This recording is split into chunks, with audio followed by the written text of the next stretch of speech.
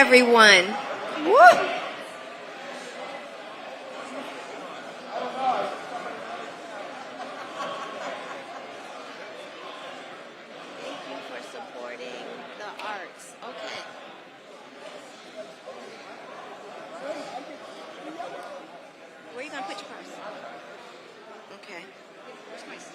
I don't know. Yeah, right. Good morning, good morning. Welcome to the City of Miami Commission meeting for May 23rd, 2024. We are going to begin our meeting with recognitions. City of Miami Mayor Suarez is here to do our proclamations. Good morning. My colleagues joining me are Commissioner Miguel Gabella, Commissioner Manolo Reyes, Commissioner Damian Pardo. We are looking forward to serving you. And with us today is State Representative Vicky Lopez. Thank you for being here. So let's get started. Thank you, Madam Chair. Good morning. Good morning. All right. Today, we have several proclamations today, but we kick it off today commending our City of Miami Department of Fire Rescue for City of Miami Department of Fire Rescue Day in the City of Miami. Yes, so today we proudly celebrate the 50th anniversary of Emergency Medical Services Week. The City of Miami firefighters became the nation's first formally trained firefighter paramedics, supported by dedicated physician instructors, communication experts, and a forward-thinking fire chief. Their pioneering efforts significantly advanced paramedicine, laying the foundation for modern paramedic services and greatly enhancing community health and safety. Under Eugene Nagel's visionary leadership at the University of Miami, the City of Miami firefighters pioneered groundbreaking resuscitation techniques like closed chest cardiac massage. Dr. Nagel trained early paramedic innovators including Manuel Padron, Randy Boaz, and Charlie Matthews. Under his mentorship, these firefighter paramedics became some of the first to administer advanced life support, including intravenous fluids, medications, and intubations in the field. And under the direction of Jim Hirschman, who combined a lifelong knowledge of radio and a distinguished career as a cardiologist, devised the telemetry system. With the help of Ben Demley, obtained an experimental EKG machine. In 1965, they became the first in the nation to make radio contact between hospitals and firefighters on the field. In 1969, they became the first department in the United States to successfully revive a lifeless patient in the field through defibrillation. Today, we continue to commend the unwavering commitment, dedication, and leadership of our frontline fire rescue professionals who are responsible for delivering exceptional service to more than 500,000 residents and the transient population of the City of Miami, which is increasing to more than 1,200,000 visitors during the course of a business day. Responding to over 100,000 emergency alarms yearly, tirelessly serving our community with courage and compassion. Thank you.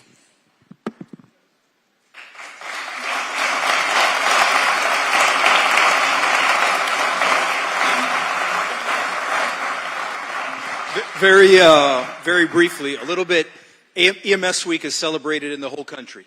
So all over the U.S., we're celebrating 50 years of EMS.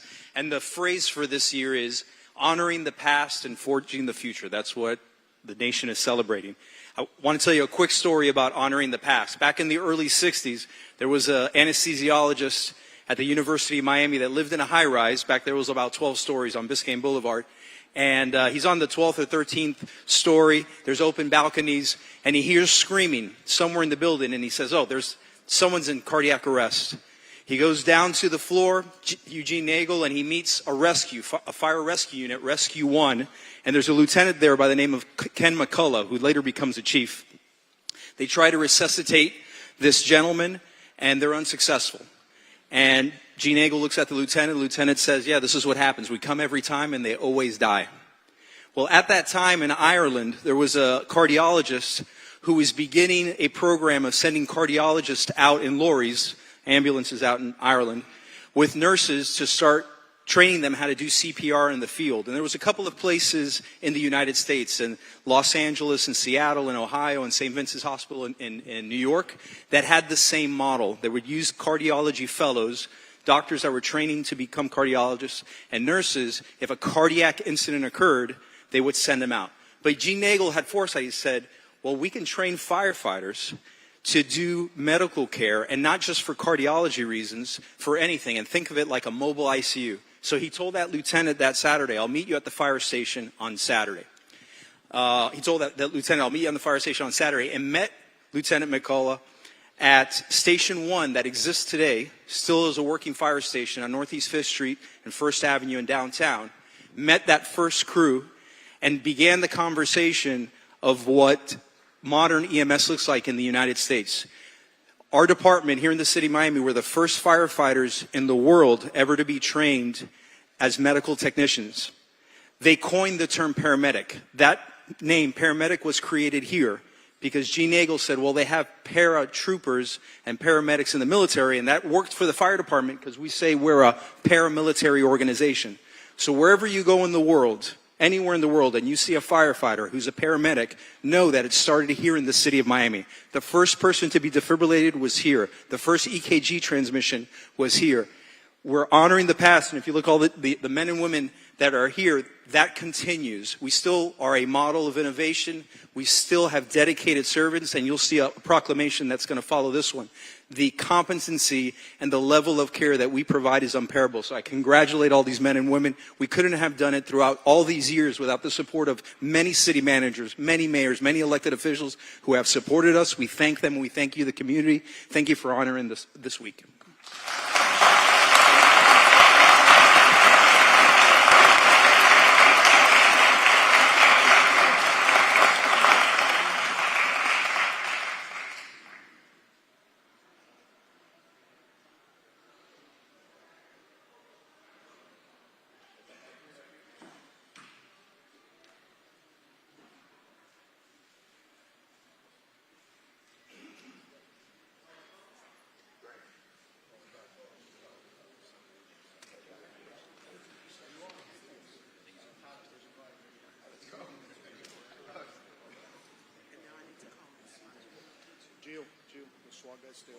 What are we going to do?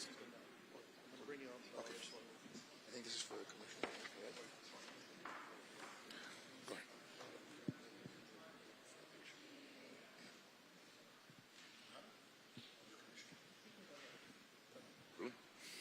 So the City of Miami proclamation, there's another one for you guys. And whereas the City of Miami firefighters exemplified exceptional bravery and quick thinking during a critical incident, utilizing their extensive training to save the life of one of their own. And whereas the City of Miami Fire and Rescue medics sprang into action to rescue Reese Blake, a fellow firefighter who suffered cardiac arrest and had no pulse or heartbeat for 5 minutes during a training exercise on the Rickenbacker Causeway in March. And whereas despite the initial loss of Reese Blake, his father, Paul Blake, expressed both sadness and joy over his son's miraculous recovery, thanks to the heroic efforts of his colleagues. And whereas Reese Blake, a 23-year-old firefighter, was immediately attended by his fellow first responders who utilized their advanced training and equipment to revive him, demonstrating that the critical importance of the life-saving skills. And whereas Reese Blake's last memory was passing the City of Miami Fire Station number 4, and from that moment his survival depended entirely on the swift and professional actions of his fellow medics. And whereas the Victor Cobian of the City of Miami Fire and Rescue highlighted the importance of preparedness and training, expressing gratitude that their immediate response and the use of available equipment led to a successful outcome. And whereas it proclaimed that the bravery, skill, and unwavering commitment of the City of Miami Fire Rescuers are hereby recognized and commended. Their heroic actions not only saved a life, but after reinforced the vital impact of their work in our community. And now, therefore, Francis Suarez, Mayor of the City of Miami, Florida, Commissioner Miguel Angel Gawel, I do hereby honor and commend Firefighter Kenneth Zapata. In observation thereof, I call upon the good people of the City of Miami and Honorable City Commission to join me in honoring and celebrating Firefighter Kenneth Zapata.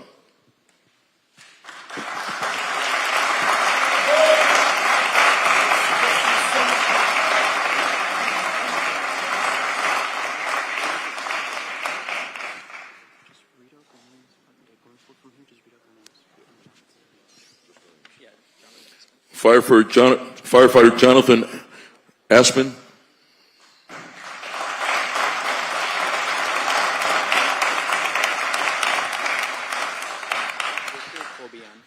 Firefighter Victor Cobian.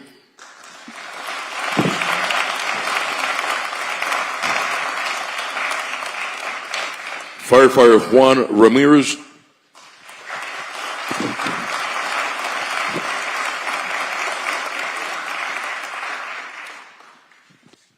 Lieutenant Eddie Calderon.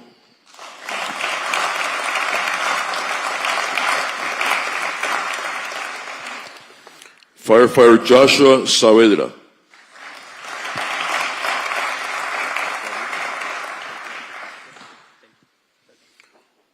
Officer Wilbing Torres.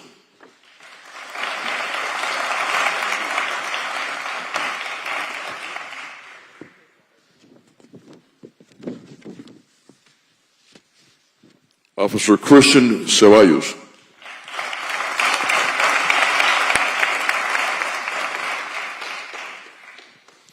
Officer Jonathan Vasquez.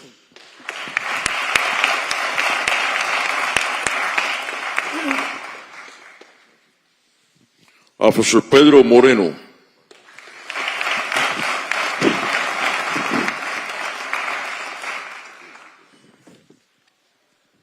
Officer Alexander Torta.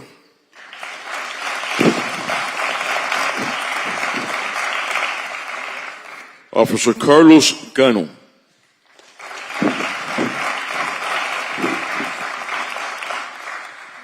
Lieutenant Ricky Lopez.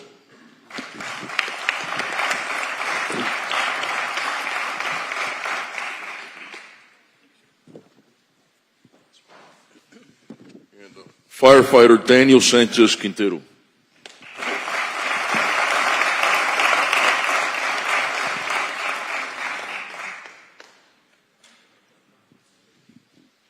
Good morning, everyone. Just real quick, just to kind of give you an idea of the caliber of individuals that you have up here.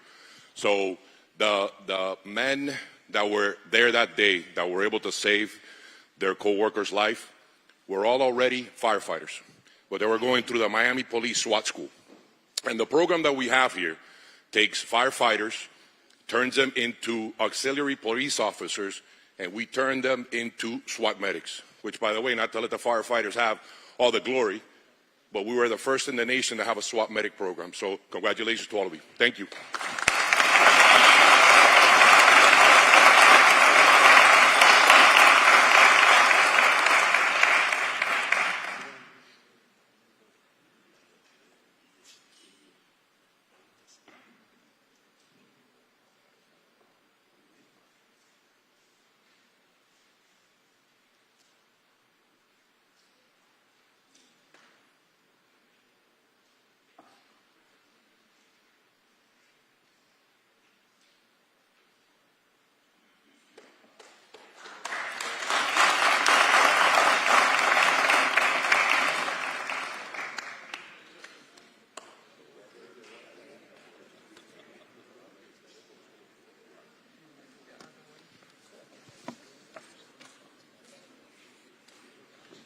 And we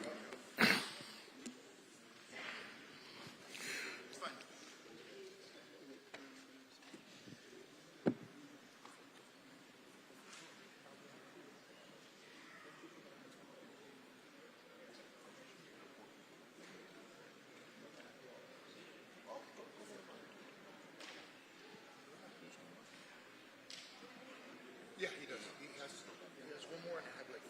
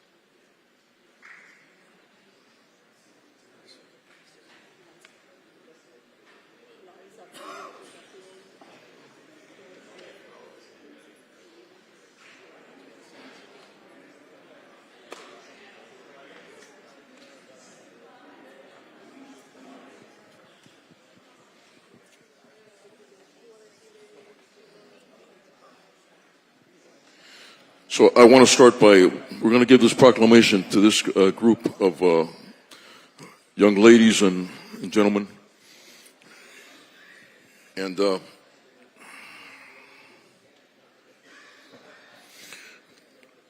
this is for the work that you do. I came to this country when I was 6 years old, so this touches my heart because I know you guys are leading the fight against the dictatorship that there is in Cuba, and for someday we might have a free Cuba, so thank you. But whereas on the 20th day of May, 1902, Cuba triumphantly emerged as an independent nation following 34 years of arduous conflict, during which the Cuban people valiantly sacrificed their lives, labor, and fortunes in pursuit of freedom. And whereas over the ensuing 57 years, the Republic of Cuba achieved remarkable advancements in human, economic, and social spheres, earning recognition as one of the world's most progressive nations. And whereas in 1959, Cuba fell victim to a totalitarian communist regime, which systematically stripped away the freedoms, human rights, and progress attained by the Cuban populace, resorting to violence, imprisonment, and exile to maintain power, thereby perpetrating ongoing atrocities and suppressing dissent through repression, state terrorism, and organized crime. And whereas despite enduring decades of oppression, the indomitable spirit of the Cuban people has never wavered in their pursuit of freedom, democracy, and human rights, with steadfast determination exhibited both within the island and across the globe by exiled communities who unite in various organizations and movements to realize the noble and patriotic aspiration of a liberated Cuba. And whereas the city of Miami, Florida stands as a beacon of hope and refuge for many of these organizations and individuals dedicated to the noble cause of Cuba, of the Cuban freedom. And now therefore I, Miguel Ángel Gahuela, Commissioner Miguel Ángel Gahuela, on this momentous occasion of Cuba's Independence Day, proudly salute and honor all individuals and groups tirelessly devoted to advancing the principles of freedom, democracy, and human rights in Cuba, and recognize May 20th as the Cuba Independence Day. In observance thereof, I call upon the good people of the City of Miami and the Honorable City Commission to join me in honoring and celebrating Carlos Corrales, in which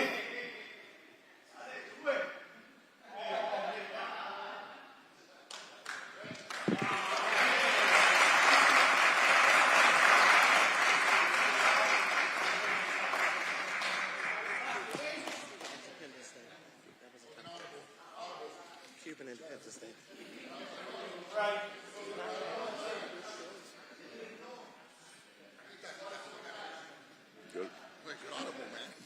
Just gotta give me a heads up next time. I got you. this is him. That's him. Yeah. We'll do his.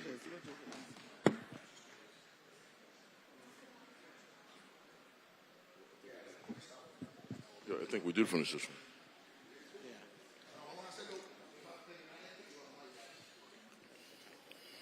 Yeah. So Cuba Independence Day, and in observance thereof, I call upon the good people of the City of Miami and the Honorable City Commission to join me in honoring and celebrating Carlos Corrales. Cuba Independence Day. I'm sorry, I apologize. Okay.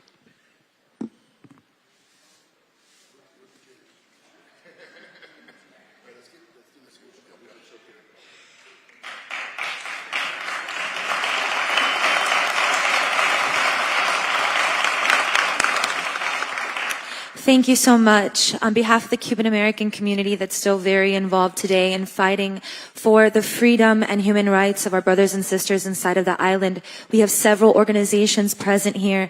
The Assembly of the Cuban Resistance, Cuba Decide, the Cuban American National Foundation, generations of Cubans that continue to support this cause. We currently have over 1,000 political prisoners inside of the island, as well as 60% of Miami-Dade County is comprised of Cuban exiles, with our families still inside of the island affected by an inability to have basic freedoms, freedom of assembly, freedom of expression, freedom, economic freedom. That's why we continue to do this work. The Castro regime also affects our own national security here in the United States. speaking on this day of Cuban independence, May 20th, we had regime agents going into secure parts of our local airport here in Miami, where this exiled community resides.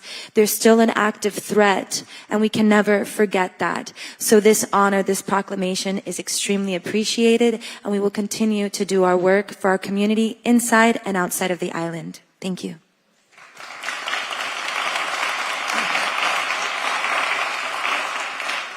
Congratulations to all of you. And for those that believe that we Cubans have forgotten and the fight stopped, you are an example that the fight continues and Cuba will be free because of you guys.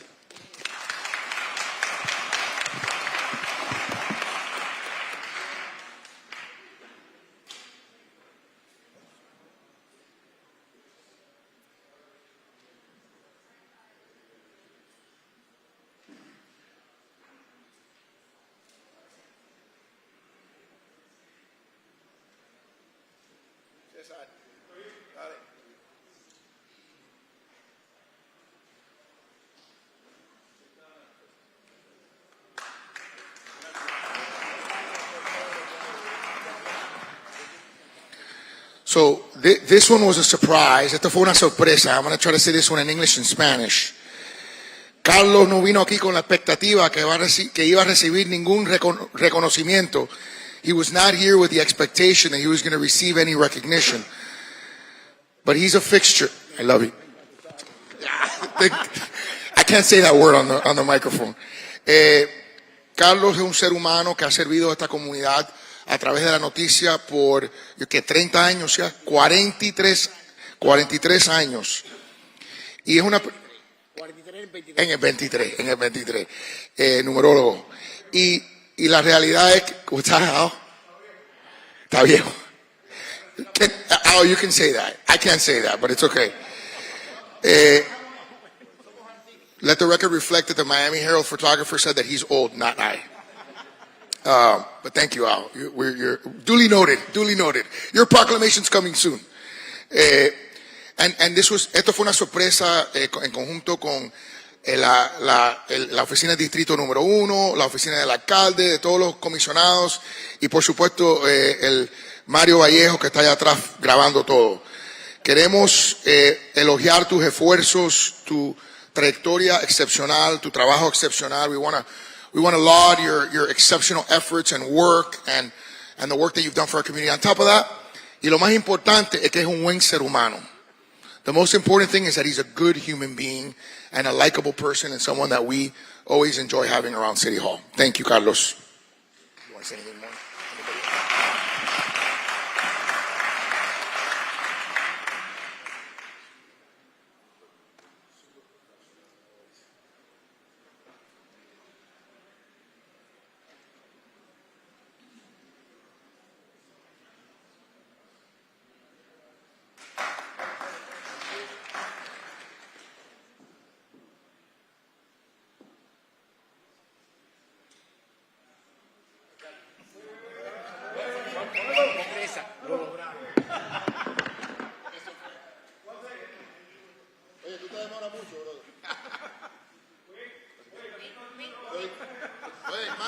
Mario, ¿tú quieres decir algo?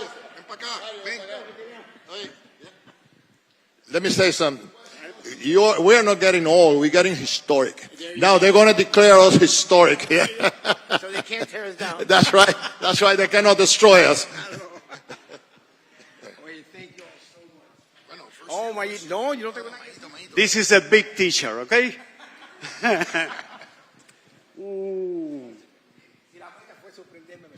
¿Verdad que estoy? Si la meta fue sorprenderme, me sorprendieron, me engatusaron para traerme aquí y después me mordieron. Así que vaya, muchas gracias a todos, encantado.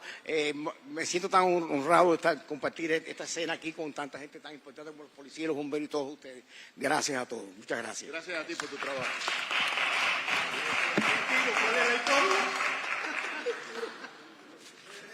Ay, Dios mío. We have some really exceptional people today that we are recognizing, and among them is one of our alumni who has her own fan club here with her. Stand up if you're in the Diana Arteaga fan club. There you go. Yes. Yes. Sunful is in the Diana Arteaga fan club. Diana was not only an exceptional employee of the city of Miami, but in her new role, and it's not that new, but in her current role at Coca-Cola Beverages, she has gone above and beyond to serve our community, to create linkages, to help those in the community through community initiatives. And we're very grateful for her work. We're very grateful for her proactivity. Some people, wait to be called. Diana is not one of those people. Diana is calling us, constantly asking us how she can be helpful, how the company that she works for can be more involved. And that's really the spirit that we appreciate and that we hope that all Miamians embody. So Diana, thank you for being an example for Miamians, and thanks for all the work that you do and all the good that you do.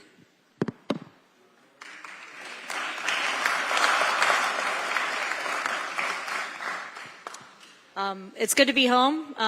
Thank you, Mayor, for exhibiting excellent judgment in choosing me for today. I know you do very few of these, so I appreciate the recognition. And thank you to all the commissioners here for your partnership and the city staff, many of who are familiar faces and I still consider friends.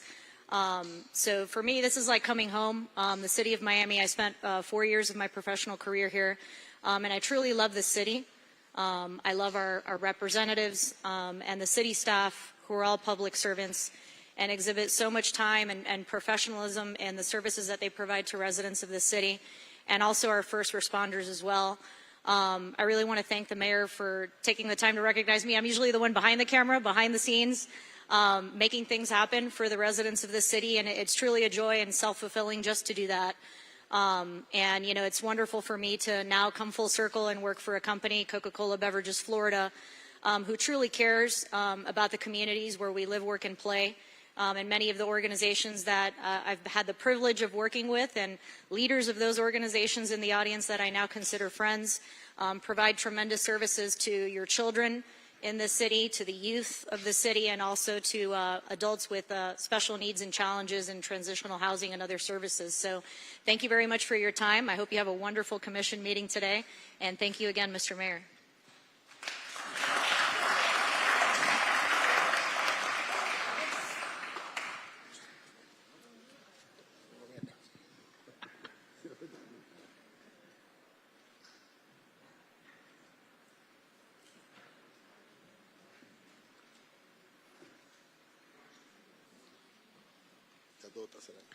Thank you. So we have a couple of icons. We have several icons in the building. One of the ones that we're Monty, of course, who's in the front row. But one of the ones that we're recognizing, one of our icons, is a restaurateur. Steve Perricone is an icon in Miami. Not just because he embodies what it is to be a successful restaurateur in our city, creating an iconic restaurant, an iconic place that many of us have gone to for decades in our city.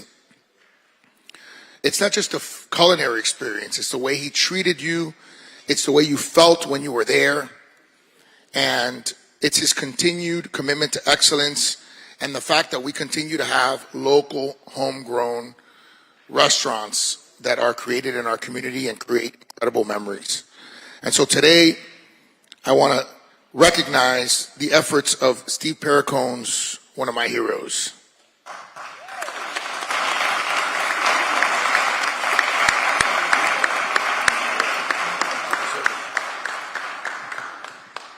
I just really want to thank Miami for an amazing 28 years.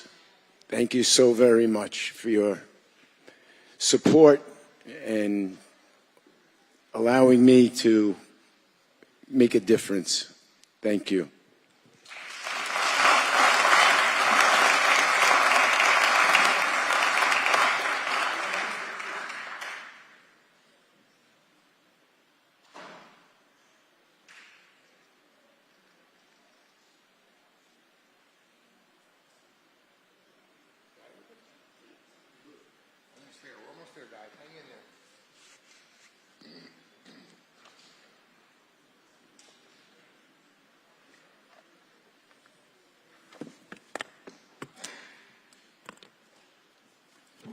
we make it a habit, and this is an important habit, of recognizing our employees that have reached certain service milestones.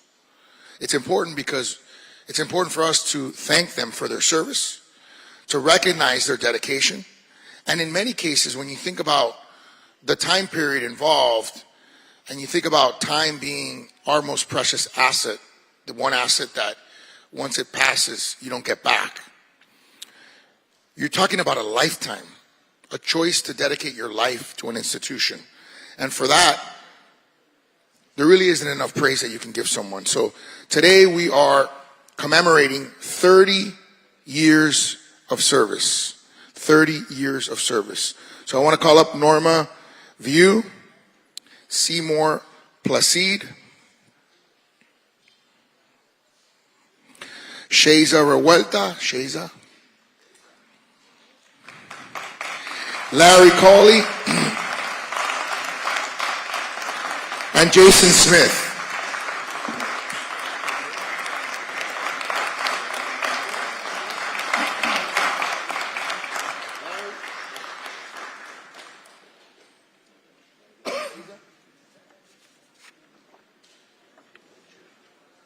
Seymour, Norma, and that's it.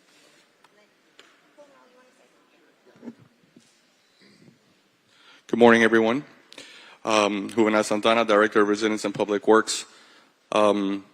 These four individuals, and unfortunately our fifth 30-plus year employee is not with us today. She's still in the department and working hard every day. It just goes to show that this is not a day-by-day or week-by-week. This is a year-long passion, multi-year endeavor that these folks dedicate their time. When these storms arise, all of these folks answer the call of duty, and we are very fortunate to have them as part of not only our department, but as part of our city, and I am honored to call them my colleagues.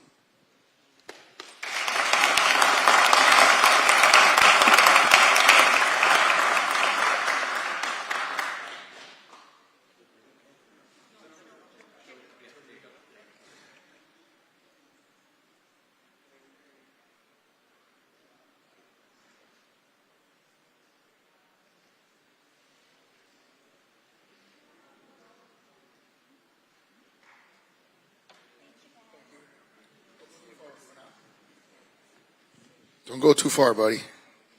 Last but certainly not least, this week is National Public Works Week. And so not only do we want to commend your tenured employees, but we want to commend the work that you do. As you said, people sometimes don't understand all of the intricacies of how the city of Miami operates, right, Elvis? And Public Works plays a critical role because every time there's a building that's built, Public Works is a component of making sure that the public areas are built properly. Flooding, paving, all of these things that are done in the public are done by our Public Works Department either completely or through some sort of coordination. And our city wouldn't function if it wasn't for our Public Works Department. So we want to commend their work, we want to commend your leadership, Juvenal, and we want to commend all of you guys and all the employees of Public Works for keeping our city going every day. Thank you.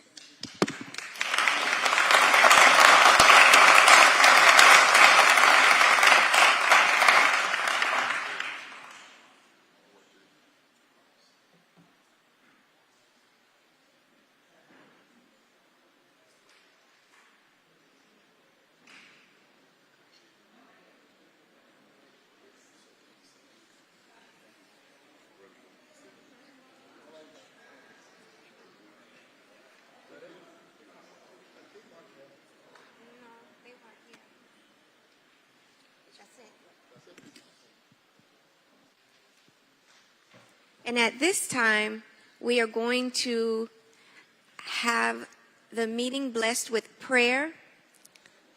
Pastor Suzette Anderson from St. Paul AME Church is going to bless this meeting today.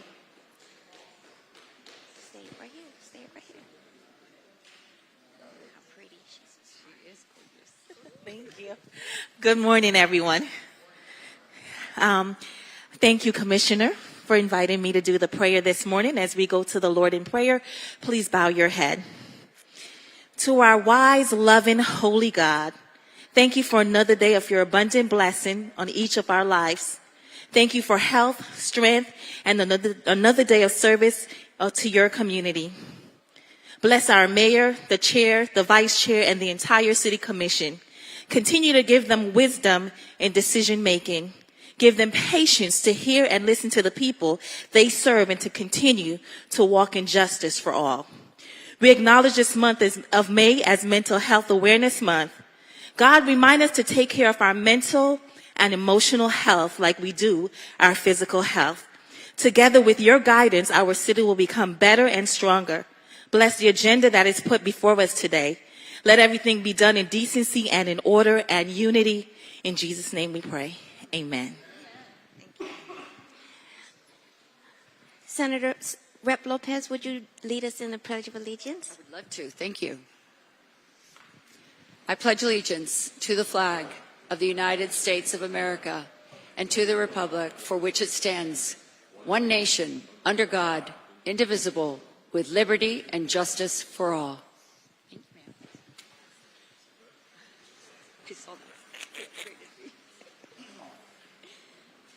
Good morning, Vice Chair. At this time, Mr. City Attorney, would you please read your statement for the record? Yes, thank you, Madam Chair. George Weissong, City Attorney.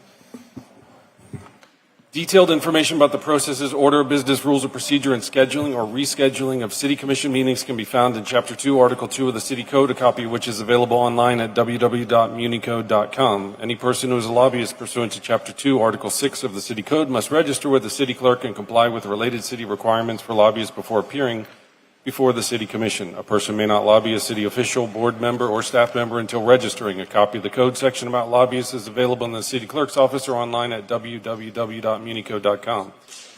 Any person making a presentation, formal request, or petition to the City Commission concerning real property must make the disclosures required by the City Code in writing. A copy of this City Code section is available at the office of the City Clerk or online at www.municode.com. The City of Miami requires that anyone requesting action by the City Commission must disclose before the hearing any consideration provided or committed to anyone for agreement to support or withhold objection to the requested action pursuant to City Code Section 2-8. Any documents offered to the City Commission that have not been provided 7 days before the meeting as part of the agenda materials will be entered into the record at the City Commission's discretion. In accordance with Section 2-33F and G of the City Code, the agenda and the material for each item on the agenda is available during business hours at the City Clerk's office and online 24 hours a day at www.miamigov.com. Any person may be heard by the City Commission through the Chair for not more than 2 minutes on any proposition before the Chair unless modified by the Chair. Public comment will begin at approximately 10-ish a.m. and remain open until public comment is closed by the chairperson. Members of the public wishing to address the body may do so by submitting written comments via the online comment form. Please visit www.miamigov.com/meeting instructions for detailed instructions on how to provide public comment using the online public comment form. The comments submitted through the comment form have been and will be distributed to the elected officials, their staff, and city administration throughout the day so that elected officials may consider the comments prior to taking any action. Additionally, the online comment form will remain open during the meeting to accept comments and distribute to the elected officials, their staff, and the city administration up until the chairperson closes public comment. Public comment may also be provided live here at City Hall, located at 3500 Pan American Drive, Miami, Florida, subject to any and all city rules as they may be amended. If the proposition is being continued or rescheduled, the opportunity to be heard may be at such later date before the City Commission takes action on such proposition. When addressing the City Commission, the member of the public must first state their name, their address, and what item will be spoken about. Any person with a disability requiring assistance, auxiliary aids, and services for this meeting may notify the City Clerk.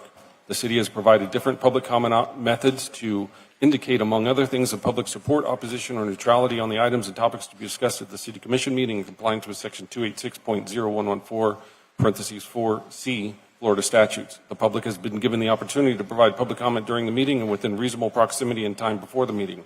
Please note, commissioners have generally been briefed by city staff and city attorney's office items on the agenda today.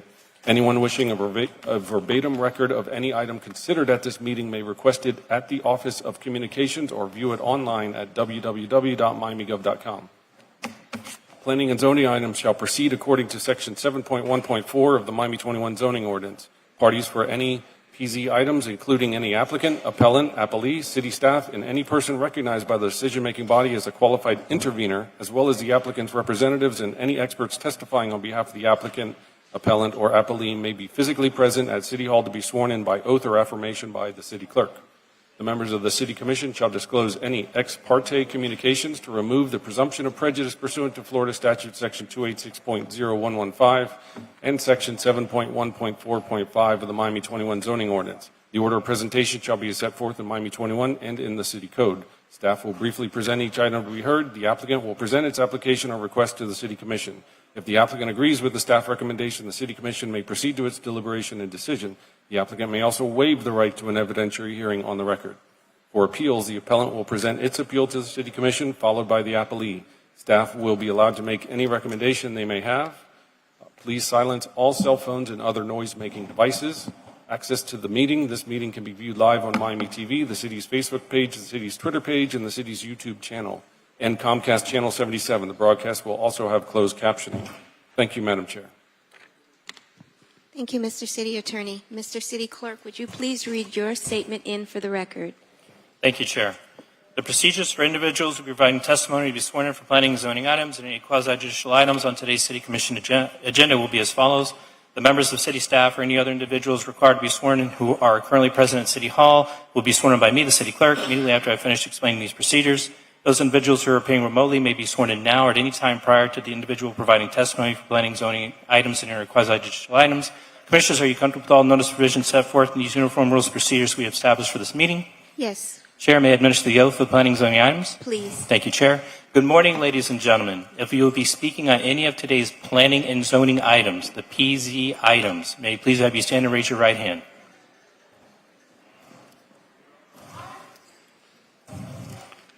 Do you solemnly swear or affirm that the testimony you're about to give at this hearing is the truth, the whole truth, and nothing but the truth? And your response is? Thank you, Chair. Thank you.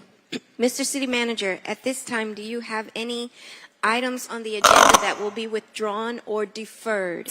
Good morning, Madam Chair, Commissioners, Mr. City Attorney, Mr. City Clerk. This time, the administration would like to defer and or withdraw the following items. RE4 to be deferred to June 13th. RE5 to be deferred to June 13th. RE7 to be deferred to June 13th. RE9 to be withdrawn. FR1 to be deferred to June 13th. FR3 to be deferred to June 27th. And DI4 to be deferred to June 13th.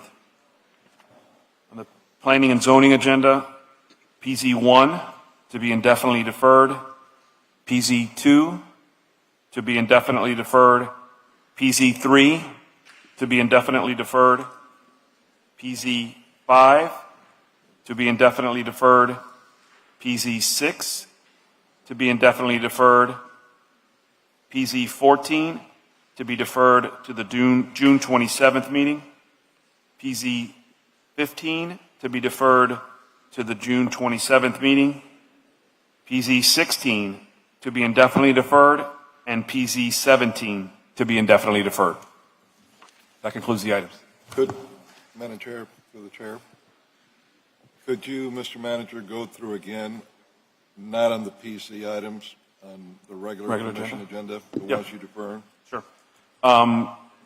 RE4 to be deferred to June 13th.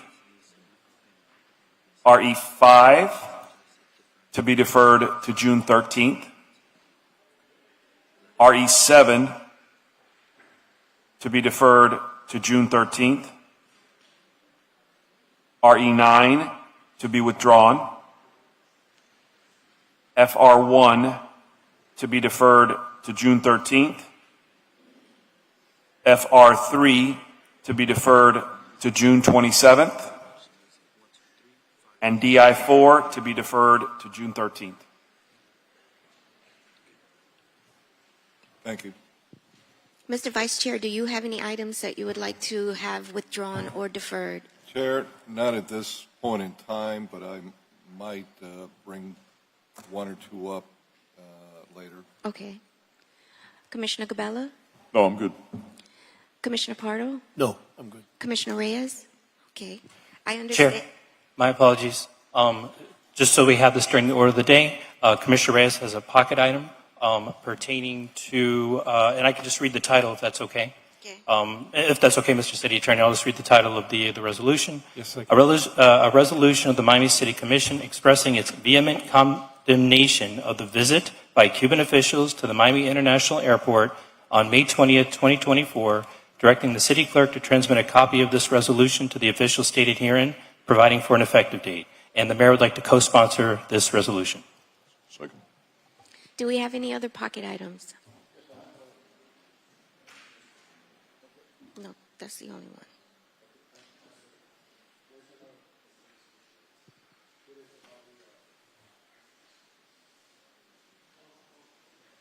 No. We don't have it. I believe we have one for Moore Park. That's the only pocket item.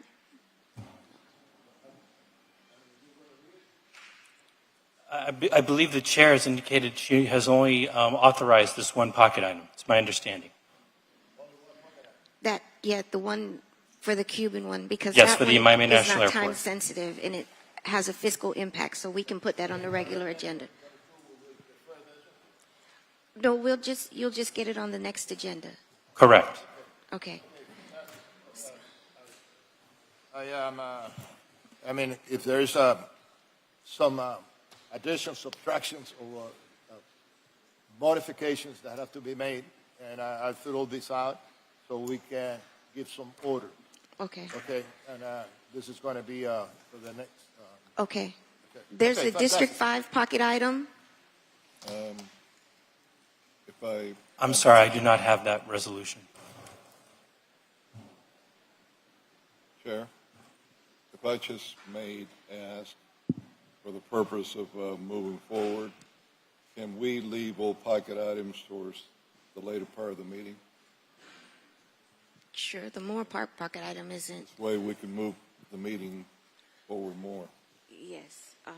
So do I have a motion to set the agenda? Motion.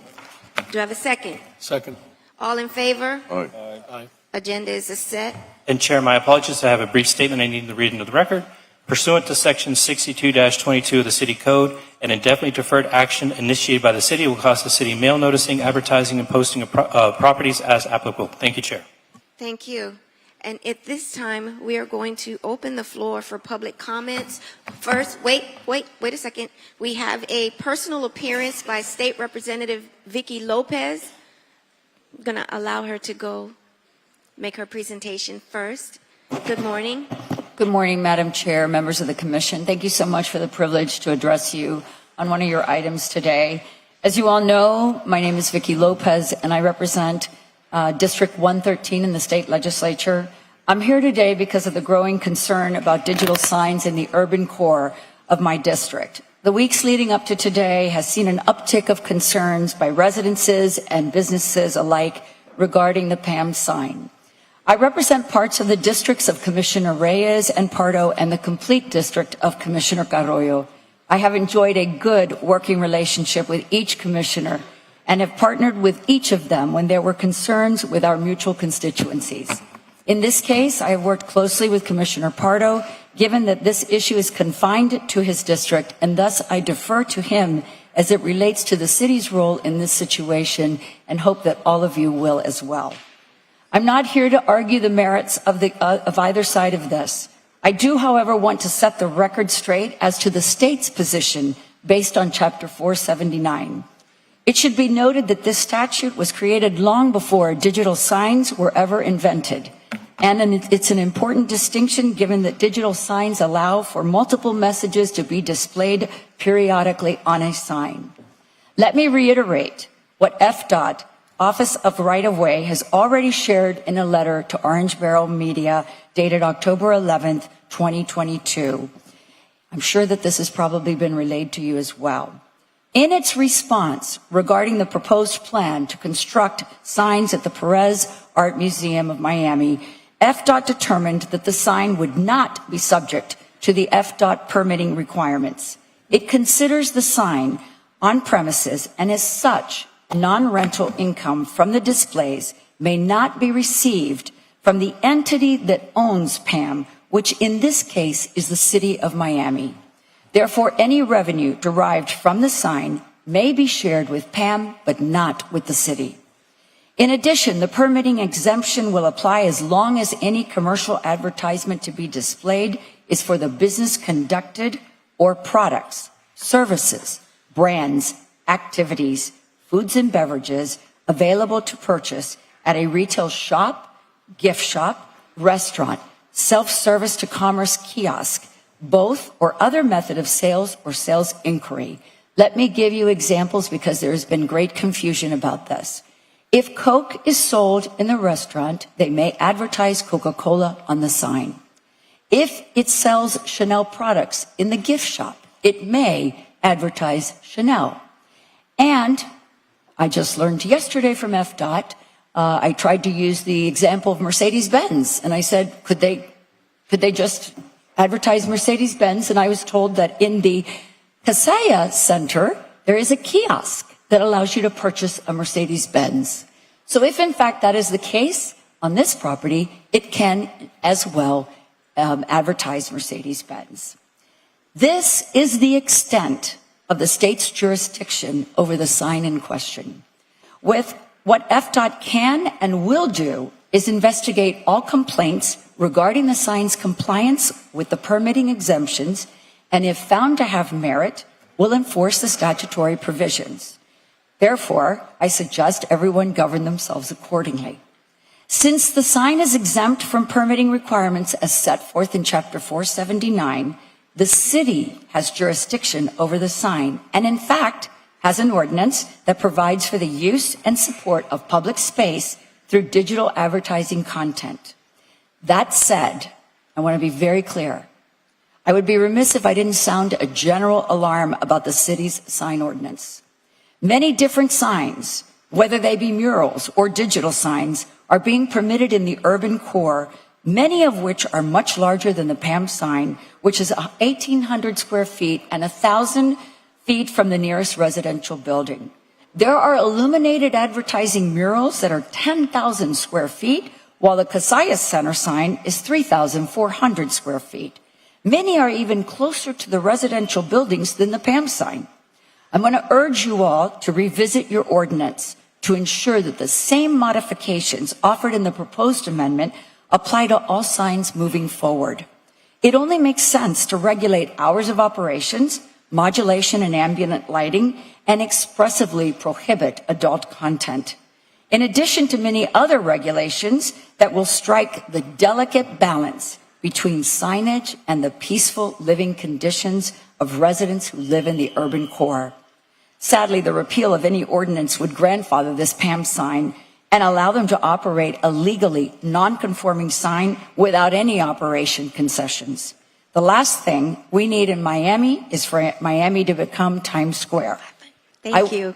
I just tell you this, I will be watching very closely what happens here today, and I will base my next legislative steps on whatever you decide today. I want to say how much I appreciate all of your work on behalf of all the citizens of Miami-Dade, of the city of Miami, and I'm grateful to represent a vast proportion of that city. Thank you. Thank you. Thank you.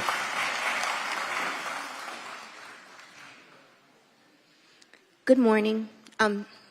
Hold on. Chair, I was just asked to make a brief statement. If we could just have 5 people in line for the podium at a time, it would help with keeping these lanes clear for the fire department. Good morning. Good morning. My name is Holly Kogashi, and I yield my time to Mark Rosenblum. Because there's so many public speakers, I'm not going to yield time today. I'm not going to do the yielding of time. because we have so many public speakers. And I'm sorry, can I get the speaker's name? Ma'am, just one more. I didn't hear you. If I could just get your name for the record since you spoke. Holly Kogachi. Thank you.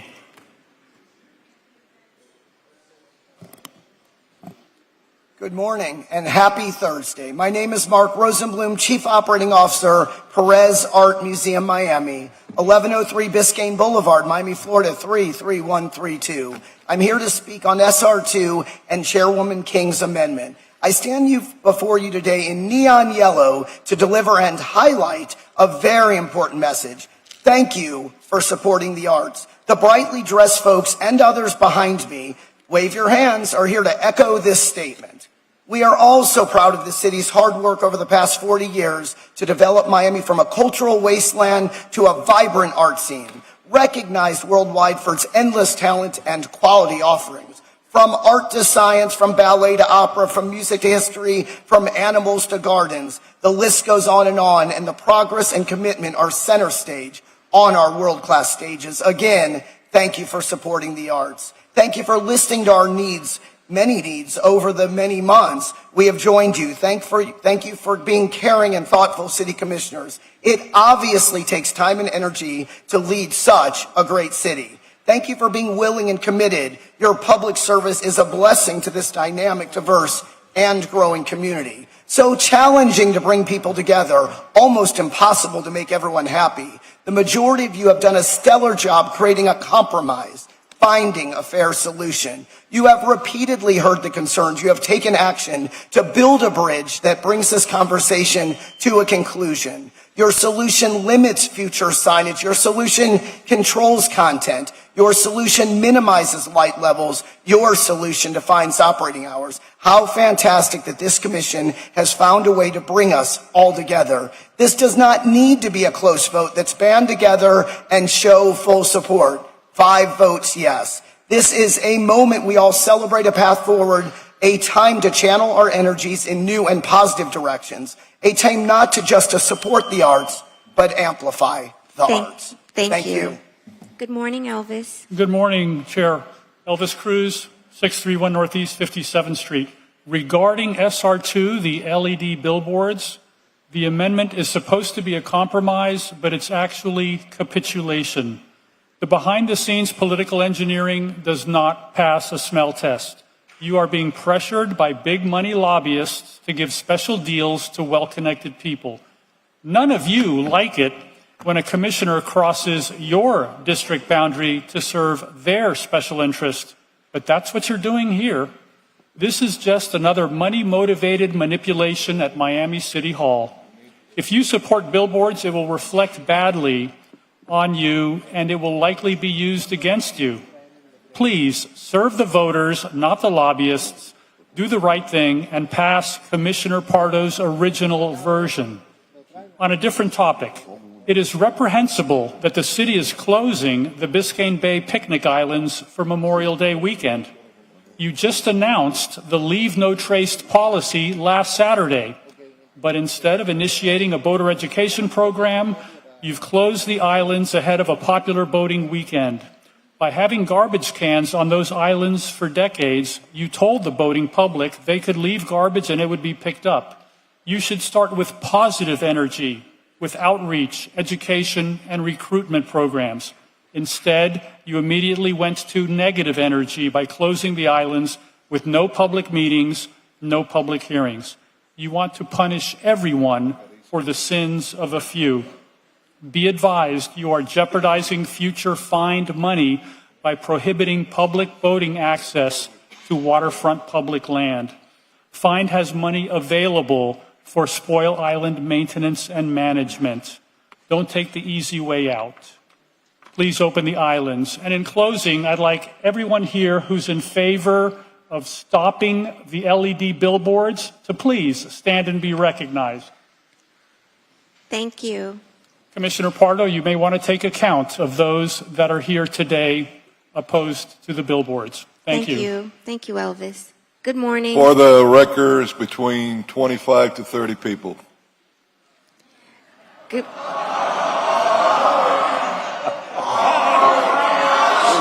Hello. Hey. I I don't want to have to clear the chambers. I don't want to have, that is not necessary. Thank you. Good morning.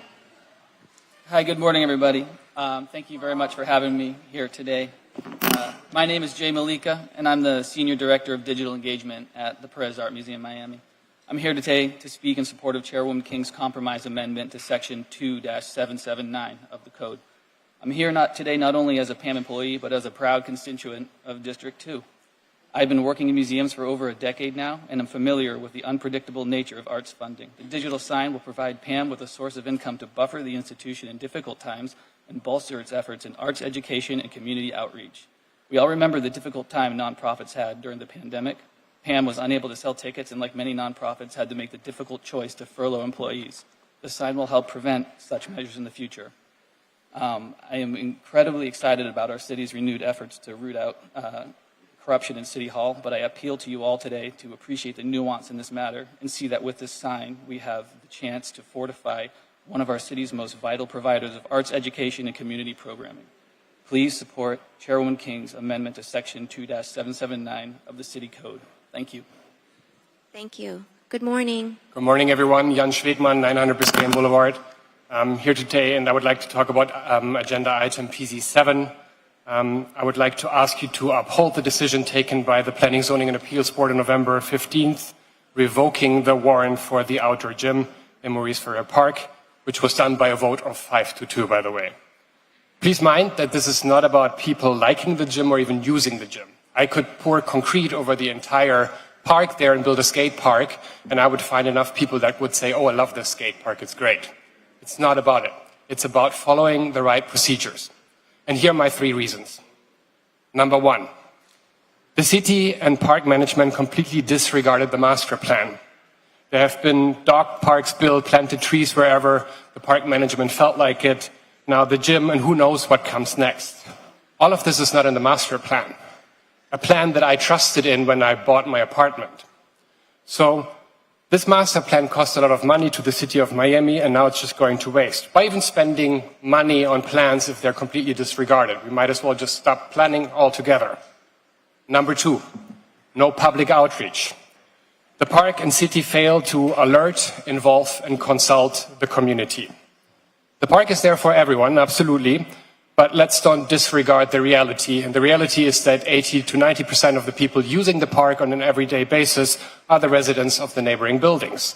And we, the residents in those buildings, do not want the gym. We have come here to protest, to make our voices heard, and we need to stop wasting funds. And the 3rd reason, that's my last one, I now have to hurry up. The warrant was issued disregarding the right procedure. There was a 5-2 vote by the Planning, Zoning Appeals Board. And just using the words of one of the board members, who's a lawyer, by the way, and he said this was done procedurally deficient and they did it wrong. In addition to that, I'm against the billboards. Thank you very much. Thank you. Good morning. Hi, Commissioners. Good morning. Charles Walter, 1901 Brickell Avenue. And I'm still confused why we're still discussing this issue. We have so many important issues facing our city, and this continues to be a topic when the residents continue to oppose the billboards. We have tremendous showing people providing their support for keeping billboards out of the district. And we continue down this path, and it's not clear why. I see people here from PAM, and they should be working with residents of the community to come to a compromise if that's really what they're trying to do, instead of lobbying this body. We have the residents of the district, the commissioner, trying to move forward, and we continue down this path. I think that any commissioners who might be receiving money from entities behind the billboards should recuse themselves from this vote.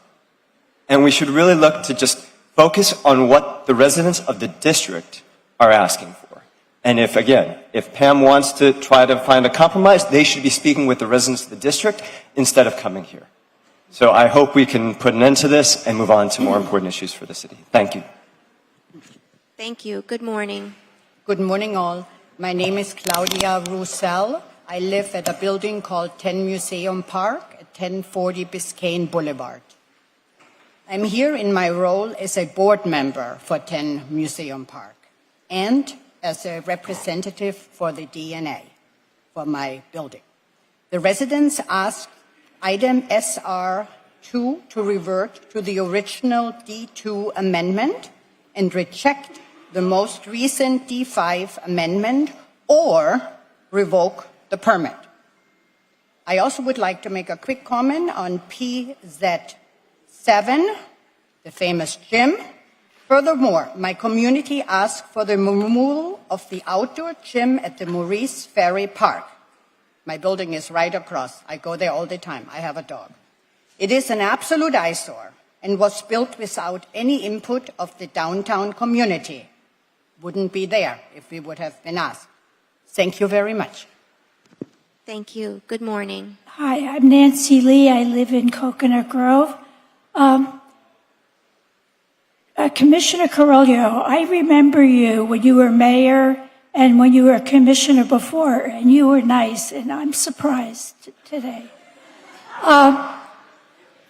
This is for Commissioners Chairwoman King and for Miguel Gabella, Commissioner. There's a lot of fives in this room, and you know that.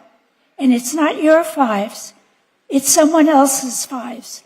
And you know what a five is, I'm sure. A what? A five. A five is someone that voted in the last 5 elections. Those are what you go for in an election. Yeah, likely voters. Okay, so we have our fives of the commissioner to your left. And you have to think about his fives because he has to think about yours. And this is a very important issue for our district. And you see, because we're all here, all 25 of us. And I really think that you should reconsider your vote. And as you, Chairwoman, as well. Because this is very important to a new commissioner, and this issue is important to everyone in our district.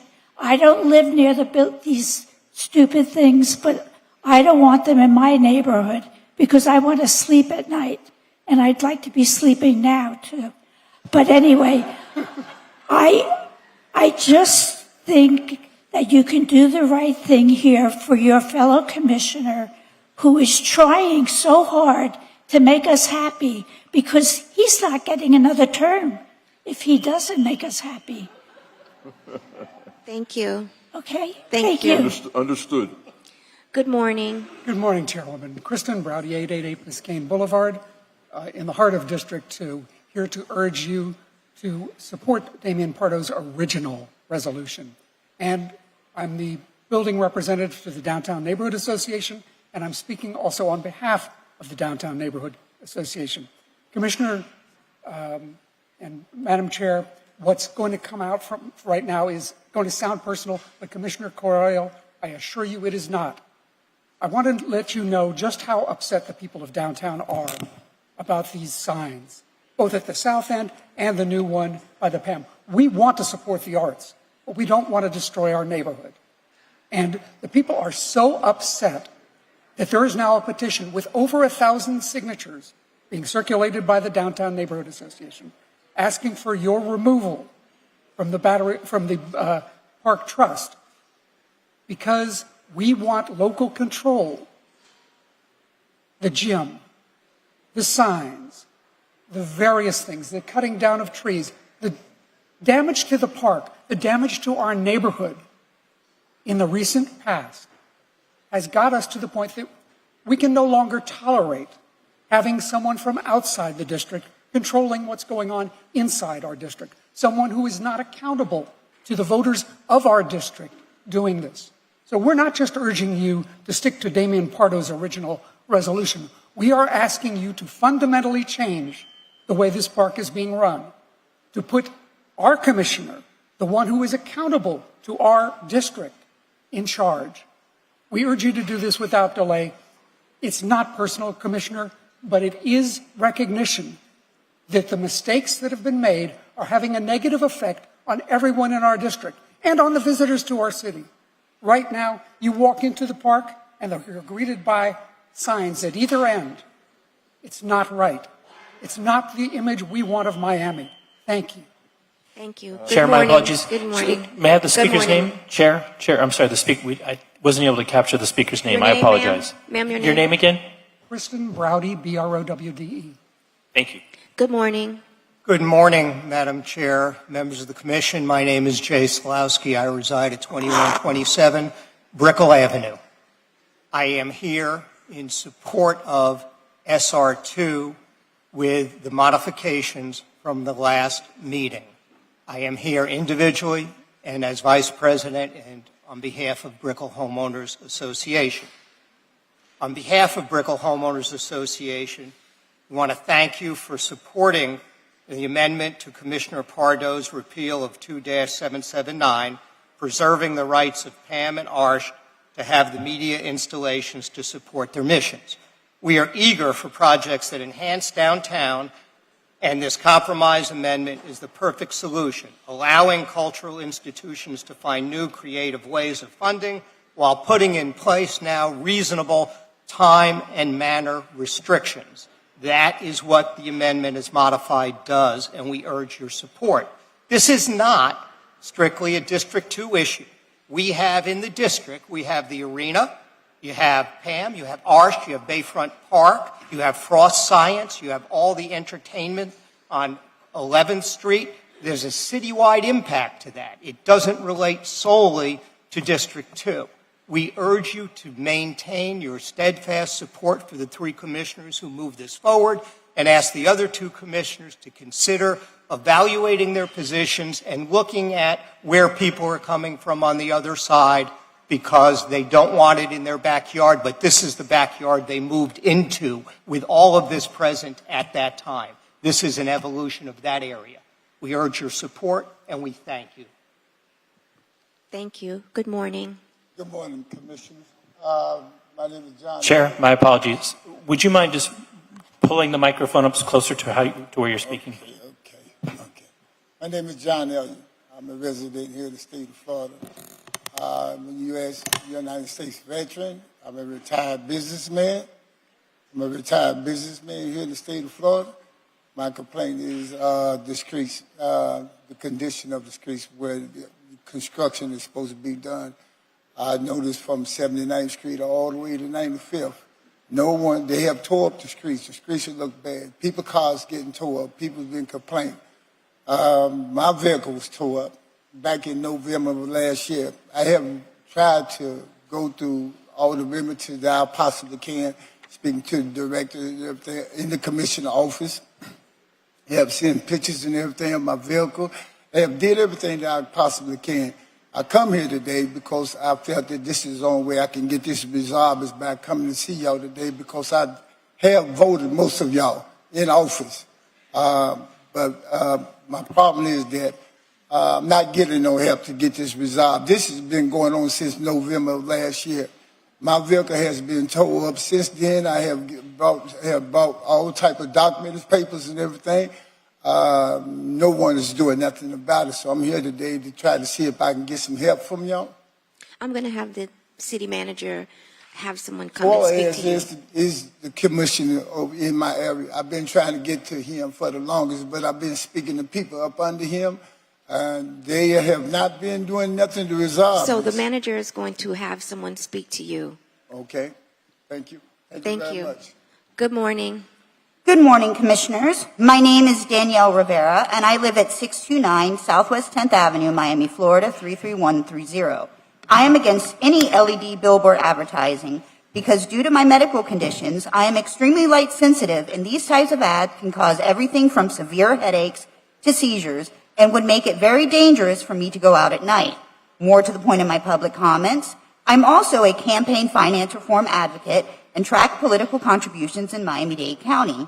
The company, Orange Barrel Media, exploited legal loopholes in campaign finance law to curry favor with the electeds who must approve their invasive billboards without having any of their company names show up on their campaign treasurer reports.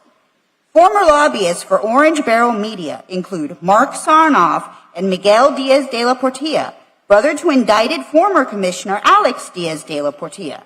Mark Sarnoff is also the chairperson of the political committee Truth is the Daughter of Time PC. Since that PC was founded in 2017, Orange Barrel Media has contributed $672,000, 70% of all contributions through 2023. From 2021 through 2023, Orange Barrel Media accounted for over 97% of all contributions to Truth is the Daughter of Time PC. Truth is the Daughter of Time PC, in turn, contributed to City of Miami and Miami-Dade electeds, candidates, and their MDED 28 PCs. Top recipients of these contributions were Alex Diaz de la Portilla and two of his MDED 28 political committees, with a total of $276,500. Others who received contributions include, but are not limited to, Mayor Francis Suarez, District 3 Commissioner Joe Carollo, 2023 D1 Commission candidate Mercedes Rodriguez, former D2 Commissioner Sabina Covo, and D2 Special Election candidate Martin Zelber. Thank you. Thank you. Good morning. How are you? I'm great. How are you? Good. Good to see you. Good to see you as well. My name is Maggie Ramos. I reside in Morningside. Anyways, I have a PowerPoint. I know you're really excited about it, right? I always come with my PowerPoints. I wanted first, before I got into this topic on the LED billboards, I wanted to thank everybody for voting for closing these parks. It's just been, I mean, I can't even tell you how relieved and happy we are. And it was as a result of our Leave No Trace kickoff on Sunday, where the government officials went out to these islands and they saw how trashed they were after 3 days. We had just cleaned them 3 days prior. So thank you for hearing us. And okay, so now on to the vote no for LED billboards. I'm here on behalf of wildlife. It does not have a voice, so I'm here to speak on its behalf. We are a direct path, a migratory path from the Northeast in Canada down to South America. It goes directly over downtown Miami, right where these billboards are located. It's very, very serious. You can see here this map. Ottawa's up there. You see the red dot. That's where the PAM is. PAM, where you know the billboard's supposed to be. All the way down to Costa Rica, Guatemala, and elsewhere. These right now we are in migratory season. They migrate in the summer and in the fall. There's a rookery on Key Biscayne that will be affected as well.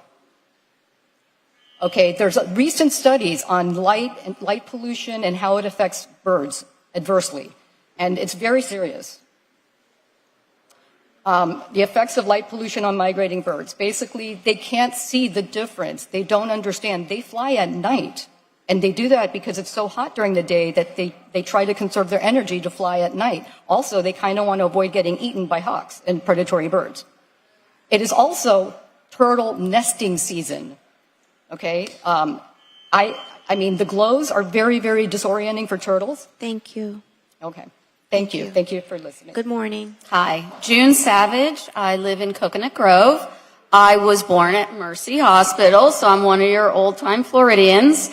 I am a real estate agent of 25 years. And when Xavier Suarez sat up here in the commission, he had an open door policy in his office. I went into that office when it was on Douglas, and he had these beautiful drawings of what he envisioned Central Park and Times Square of the city of Miami. And Times Square was supposed to be Flagler Street, which is why it's closed off.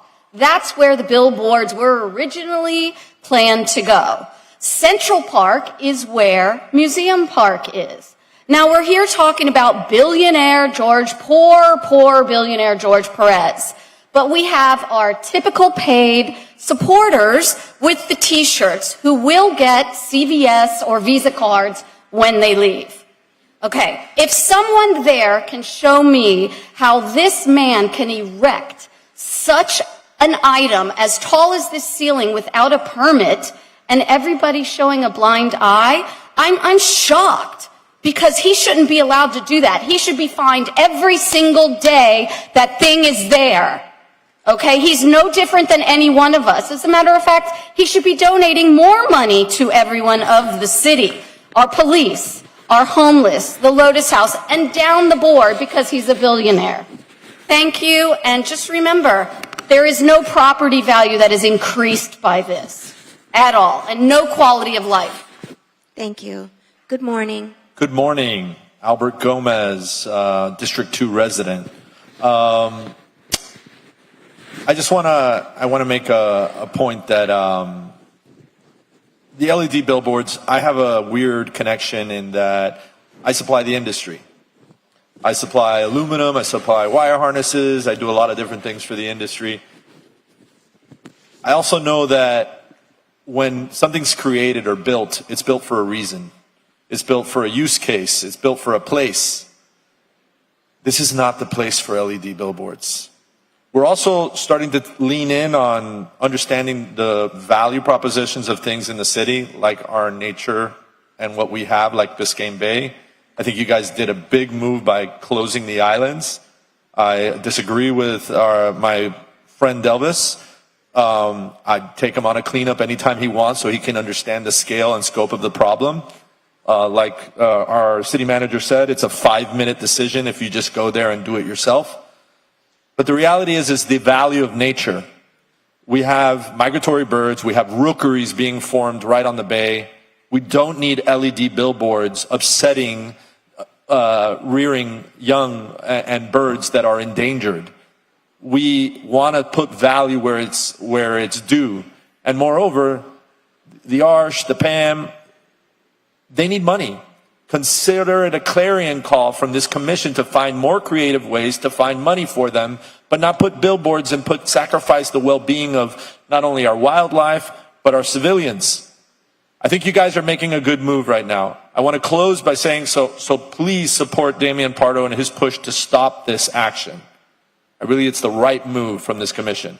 I want to close by saying the closure was necessary of the spoil islands. But closure alone is not enough. Education is obviously needed, but that's not enough. We need enforcement. We need enforcement dollars from you. We need interagency agreements to allow for code compliance. Thank you. On the parks. Please, let's get creative. Thank you.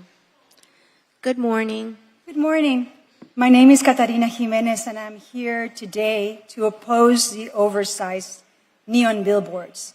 These signs have profound negative effects on both our health and the environment. They disturb our sleep patterns, they dampen our moods, and endanger our eyesight. Furthermore, they disturb our nervous systems. They increase the likelihood of accidents and contribute to the rising cost of healthcare and living. And it's already kind of expensive here in Miami. The light pollution emitted by these billboards worsens the situation, disturbing wildlife behavior and disrupting the delicate ecosystems of our Biscayne Bay. It's crucial we reduce the prevalence of oversized neon billboards in Miami. By doing so, we not only protect Miami's delicate ecosystems, but also safeguard the health and well-being of all of us and our future generations, including my twins that are coming soon. This ensures that Miami maintains its unique tropical character, setting it apart from other cities in the U.S. as a preferred global tourist destination. Thank you for your time and for listening to all of us who are here to oppose those signs. Thank you. Good morning. Good morning. I'm Jeff King, Miami resident, 546 Northeast 57th Street. I'm against these LED billboards. This scheme by a company from Ohio found a vulnerable spot in our urban landscape and exploited it with artful distractions. They talk about community support content, but I say that is a Trojan horse for endless advertising. This is not about supporting arts. I think their idea is to keep the public hooked with a trickle of shared kickbacks while they rake in the real dough. I get that you all have to make decisions that do not please everyone. Roads and bridges get built. Lives are changed in the name of progress, but this isn't progress. 60 years ago, we knew billboards were eyesores. Back then, First Lady, Lady Bird Johnson, tried to beautify our highways by eliminating billboards. These parasitic monstrosities disturb the residents living around them. Residents drawn to downtown homes by magnificent views of our city and bay. Local government encouraged housing downtown and now is punishing the folks that took them up on it and moved in. Why would anyone want Times Square billboards in Miami? One Times Square 1,200 miles away is enough. Thank you. Thank you. Good morning. Good morning. My name is Jesus Emmanuel Villarreal. I am speaking on item SR2. I'm a Miami artist, public art educator, and resident at 5261 Southwest 3rd Street, Coral Gables, Florida 33134. I support the arts and culture in Miami by bringing artists together to collaborate on projects by and for the community. I am supportive of the digital signs at the PAM and ARCH and the legislative amendment that is currently before the Commission, proposed by Chairwoman King. Art and culture brings immeasurable value to the Miami community, and it is part of the reason Miami is such a great place to live, work, and play. I ask for your support in passing the amended ordinance for media and art installations at Miami art institutions. And I assure you, I am not getting any CVS cards or Visa cards. If you know where they are, please do let me know. Thank you. Thank you. Good morning. Good morning. My name is Glenn Patron, Ventura Avenue, Coconut Grove, and I'm here to share some research done by activist Danny Rivera with you. It's regarding Orange Barrel Media and Small City, who are both promoting this LED billboard project. And they have contributed great amounts of money to elected officials who have decision-making power about this project. Using loopholes in current campaign finance laws, they've moved hundreds of thousands of dollars through political committees, mostly connected to Mark Sarnoff, and who is the chairman of a company called Truth is the Daughter of Time. Orange Barrel has contributed up till the end of last year $672,000 to this PC. That's 97% of the money that they've received, according to the papers they've filed. The top recipient was Alex Diaz de la Portilla, number two, $276,000. Number two was Joe Carollo, but only $58,000. Third, I could go on, but I only have 2 minutes. What her point is that Orange Barrel Media and their former lobbyist Mark Sarnoff have been able to use current campaign finance laws to move large sums of money to the control of the very same people for whom they need approval. To me, this is a dirty business, and we need to shine a light on it. They already have the money. Let's not let them have our city. Thank you. Thank you. Good morning. Good morning. My name is Chris McAlilly. I'm a longtime resident of the city of Miami, and for most of my career, I've worked in public service for the taxpayers, just like you. I am here to ask that this commission please vote for the original D2 amendment concerning the billboards. These billboards are massive, illuminated, and exceed all accepted standards for billboards. Each of your votes requires you to answer some important questions. Number one, who will you stand for? Will you stand for the residents who live in that community who are telling you they feel overwhelmed and intruded upon and that they are being treated as if they do not matter? Or will you stand for the sign company that will handsomely profit from this exception to all the standards that have been in place to date? Number two, do you think it is okay that this billboard company was a top donor to one of your former colleagues on this commission who championed this exception to the standards for billboards?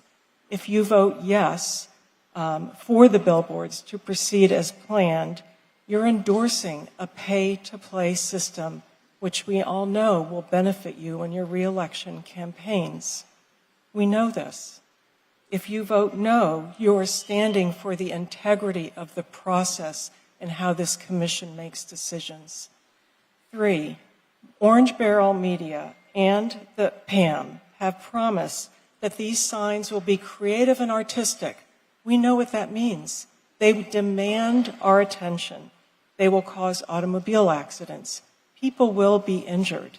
So what you must decide, will you vote to protect drivers from this eye-catching distraction? We have enough distractions already.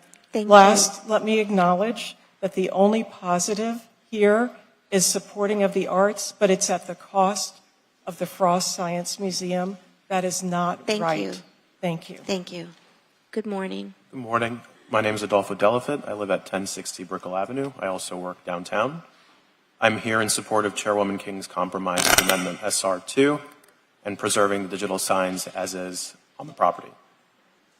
I completely understand the desire to not have any digital signs in city parks or close proximity to the residential buildings, but I don't believe these signs quite fall into that category. The compromise amendment allows for brightness regulations to exist, and that's responsive to the community's concerns while still preserving the rights of the arts to find funding in inventive ways. I think it impacts the neighborhood in a positive light more than negative one, and I think we should stick to the new amendment. And frankly, there are other concerns that are probably more pressing at this time, such as the city's homelessness issue, traffic congestion, sea level rise, etc. And therefore, the time used for these signs should move on to more pressing topics. Thank you. Thank you. Good morning. Good morning. Good morning, Madam Chair, commissioners, staff, and members of the community. My name is Hortense Di Castro. I'm representing the Venetian Way Neighborhood Alliance, which is an association of the 5 Venetian islands. As such, as you may well know, that it's a banding of very forward-thinking residents. And as being forward-thinking residents, we are completely against the LED lights and support Commissioner Pardo's initiative instead. There are 3 reasons for that. I'll begin firstly with the fact that Miami is not a second-rate Times Square. I'm a New Yorker, and as such, I love my Times Square in Times Square. I don't need it here in Miami. Instead, what I like is a signage of blue everywhere from top to bottom. Why don't we make that our signage instead? A blueness of Miami filled with palm trees. That's the first reason. Secondly, it is a migratory path.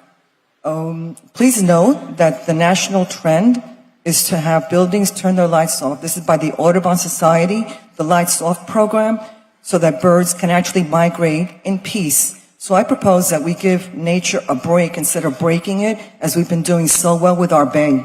Let's continue to please support our nature and create a path for them to migrate. Thirdly, the architects, Herzog and Demirin, did not envision something like what we're doing with LED lights. They created a pristine structure. This building, the PAM building, is fabulous. How could they did a seamless union of nature and architecture? They used Stiltsville as their model. How could we then destroy that image of a beautiful museum with a blighted site where we do not want? Thank you very much for listening. I appreciate your attention. Thank you. Good morning. Good morning, Commissioner. Good morning, Chairwoman. I just want to say that I'm in support of Commissioner Damien's original offer as relates to the LED lights.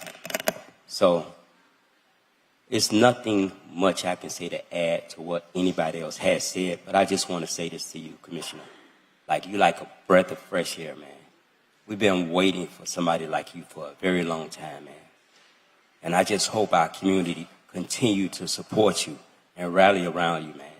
You know, we just want you to stay firm, you know, stay committed, stay grounded, stay about the people like you're doing.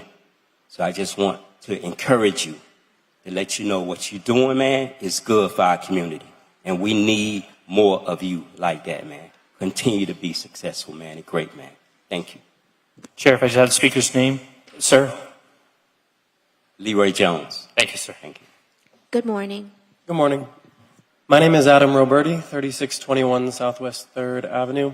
I'm the executive director of the Xavier Cortada Foundation, but I'm here speaking on behalf of myself as a resident of the city of Miami who is concerned about the massive LED billboards. As is evident today, there is overwhelming opposition to these signs. Most people who live in District 2 who have been asked about this issue don't want the billboards. They're not just a visual nuisance, they detract from the beauty and character of our city. Our urban environment filled with culture and history is at risk of becoming cluttered with oversized, intrusive ads. Now, we of course deeply value our cultural institutions like PAM and the Arsht and appreciate everything they do for our community, but that doesn't mean we should disregard the concerns of all of the residents who will be affected by these incredibly bright billboards. It's very possible to support our cultural institutions without compromising the quality of life for the people who live here. What's most troubling, though, is the sense that our city government really isn't listening to its residents. We need our representatives to be responsive to our concerns and act in the best interest of the community. That's the biggest reason why I'm here today. It's about ensuring that our voices are heard and our wishes respected. It's about preserving the integrity of our neighborhoods and preventing the undue influence of money over the public good. I urge you to support the original D2 amendment and reject any new amendments that don't align with the interests of the residents. Let's please prioritize the needs and desires of the people who live here and protect the aesthetic and cultural values of our city. Thank you. Thank you. Good morning. Good morning, everyone. My name is Brandon Jones. The address that I'll put for the record is 5120 Northwest 24th Avenue.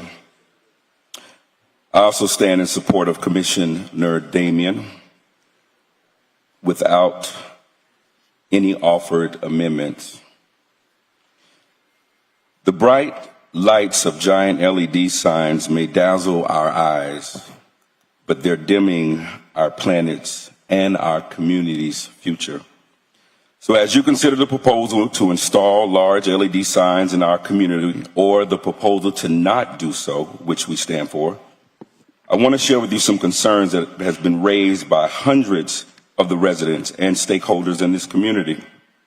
While the benefits of these signs may seem appealing, we strongly believe, that the negative impact they'll have on our community and its residents and the environment far outweighs any potential benefits. Recent data has shown that large LED signs can have a significant negative impact on our environment and our communities. For example, a study by the International Commission of Illumination found that excessive lights pollution can lead to increased energy consumption, reduce biodiversity, and disrupt our ecosystem. The constant flickering and flashing of LED lights can cause visual discomfort, sleep disorder, and deprivation, and even contribute to stress and anxiety, which we need no more in this community. Furthermore, these signs can have a significant impact on our community and its quality. Research has shown that exposure to bright lights and noise can increase stress levels, decrease property value, and negatively impact mental health. So in the midst of our bustling neighborhoods, let us not forget the beauty of simplicity and the quiet strength of community. For in the end, it's not the size of the sign that matters, but the size of our hearts. Thank you. Good morning. Good morning, Madam Chair. My name is Jerome Cohen. I live at 111th and Biscayne Boulevard. I am a Miami-Dade resident since 1946, a graduate of the University of Miami School of Law, class of 1951, and a member of the Florida Bar for 68 years, although I have not practiced law.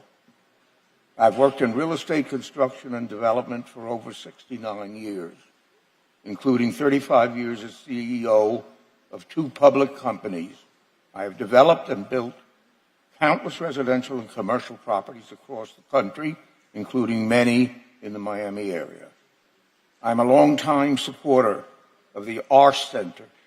For 10 years, I served on the board of the Performing Arts Center Foundation, which was responsible for raising the private funds to build the center.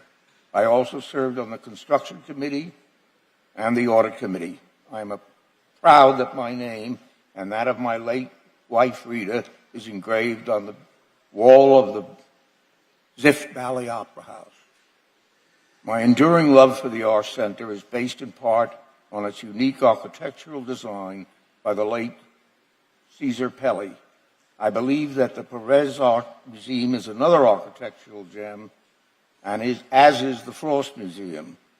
The lead billboards are an absolute eyesore. They are totally out of character and inconsistent with the international renowned beauty of these extraordinary buildings. I have spent decades advocating and supporting responsible development to build up our community. I hope you all take whatever action in your power to prevent any of these billboards from being erected. Commissioner DeBella, please do the right thing. Thank you. Thank you. Good morning. Good morning. My name is Sharon Kirby, and I live at 801 North Venetian Drive on Biscayne Island. I am the Vice President of the Venetian Way Neighborhood Alliance. We on the Venetian Causeway are just as impacted by these billboards as the residents of downtown Miami. We are 1 mile from the billboard, the building, on our two islands, and we can see the light coming in through our windows. We have to close our blinds at night. When we want to look at our view, to look at this beautiful skyline of Miami, all you see is a white blob. It's the billboards. It's right there in your face. It just wipes out the entire view that we have. We pay a lot of money. We pay a lot of property taxes for living where we live, and we choose to keep it that way. We do not need this visual pollution looking back at the city of Miami. That's not what we paid for. So please support Damian Pardo with SR2 in the original form. Without any amendments as he presented it before. Thank you very much. Good morning. My name is Francesco Duverli, 1111 Brickell Bay Drive. I'm here supporting SR2, and I've been a resident of Brickell for many years, and I work in downtown, and I've been working in downtown for many years. So as you can tell, I spend big part of my life in this geographical area. And through the time, I see the many issues that are taking place and are decreasing the quality of life of people like me that I spend basically all my life in these areas. And what comes to my mind when I see so many things and so many important issues taking place in that area is why are we moving forward to support something that is going to even decrease more our quality of life? So I'm here talking as a citizen of Miami, as a resident of this area, asking you, begging you to please put attention to very important issues that really matters, and not to pay and approve or not supporting these type of issues or these type of projects that will impact us negatively. So I ask you to support Damian's Pardo item and to please help us to increase our quality of life. Thank you. Thank you. Good morning. Morning. My name is Bailey Spade, 2039 Southwest 60th Court. I work here on Flagler Street downtown and frequent the area. I think it's important that the city continue to amplify the public arts and support these innovative strategies for these premier institutions to promote their programming. I think the signs with the time and manner restrictions of the amendment to SR2 are more than reasonable, and I speak in support of the amendment. Thank you. Good morning. Good morning. My name is Amy Patricia Morales, and I'm the Policy and Advocacy Manager at Engage Miami. But I'm here as a resident in support of Plaintiffs Map 5 RE6. The Miami City Commission holds the responsibility to ensure that all Miami residents have a fair representation and a voice in their local communities. For generations, flawed redistricting policies have led to racial gerrymandering that harms communities of color, limiting their political power. Plaintiffs Map 5 truly unifies key neighborhoods that the Commission's maps previously divided, like Coconut Grove, Overtown, Allapattah, and Edgewater, and that is why I urge the Commission to vote yes on this resolution. Thank you. Thank you. Good morning.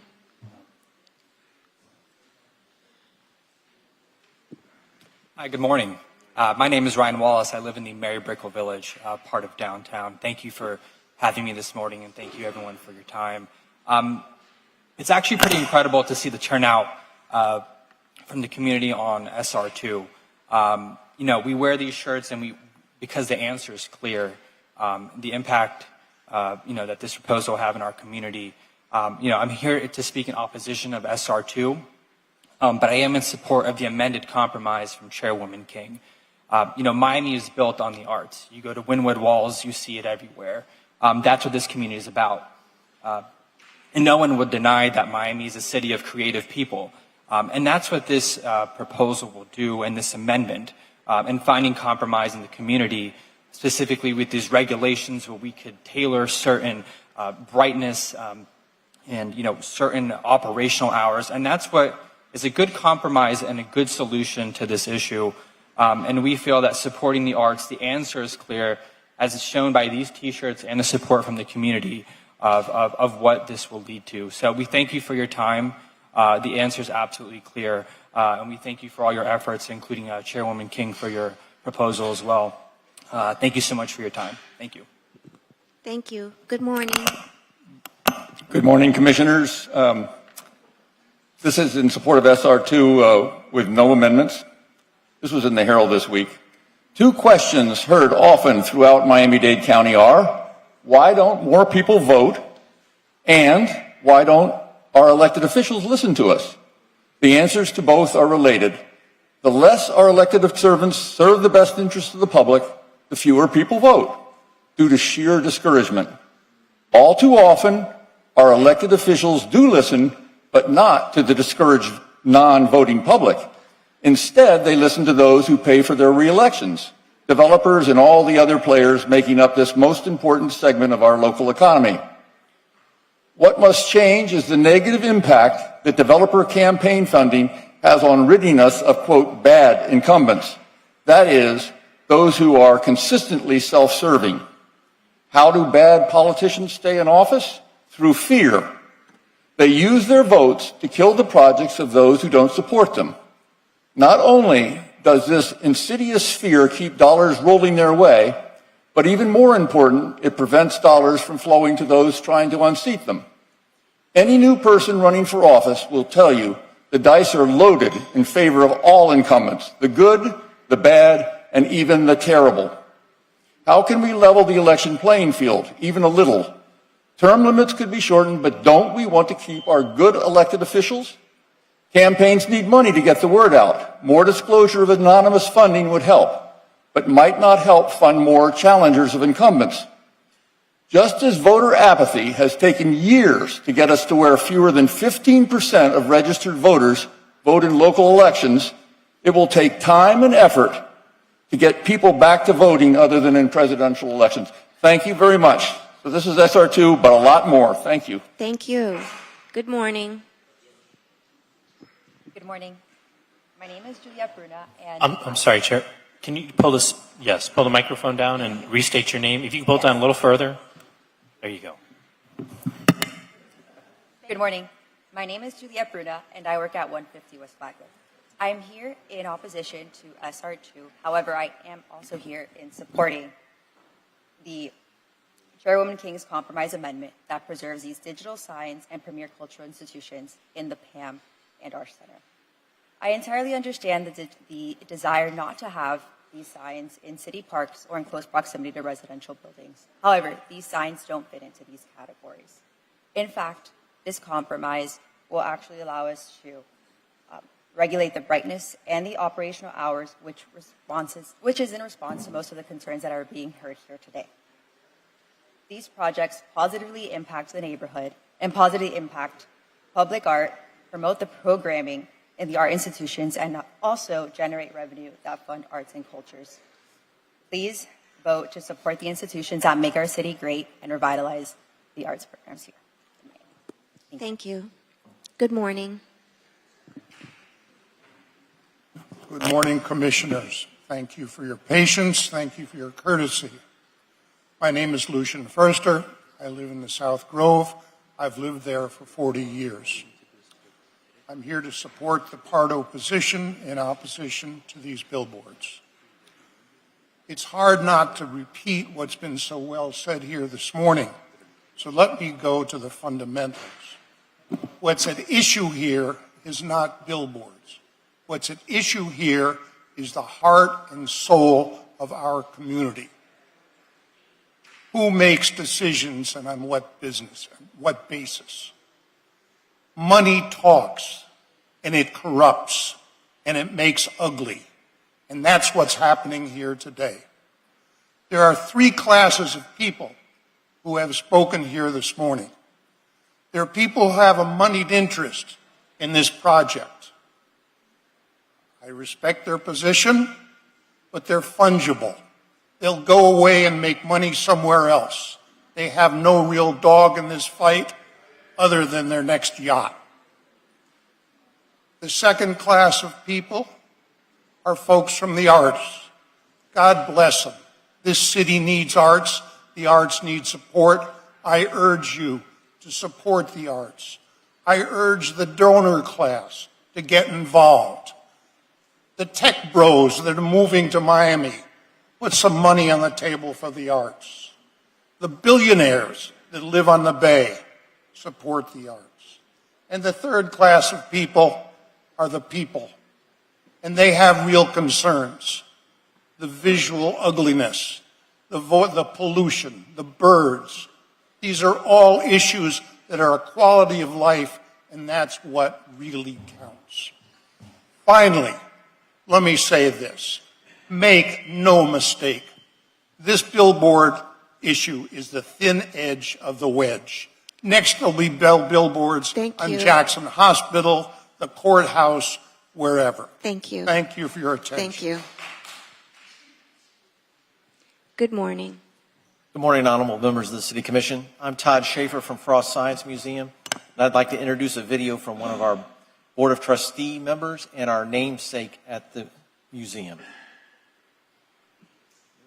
Ago, during the Second World War, my two older brothers who were in the Army were home for a 2-day leave.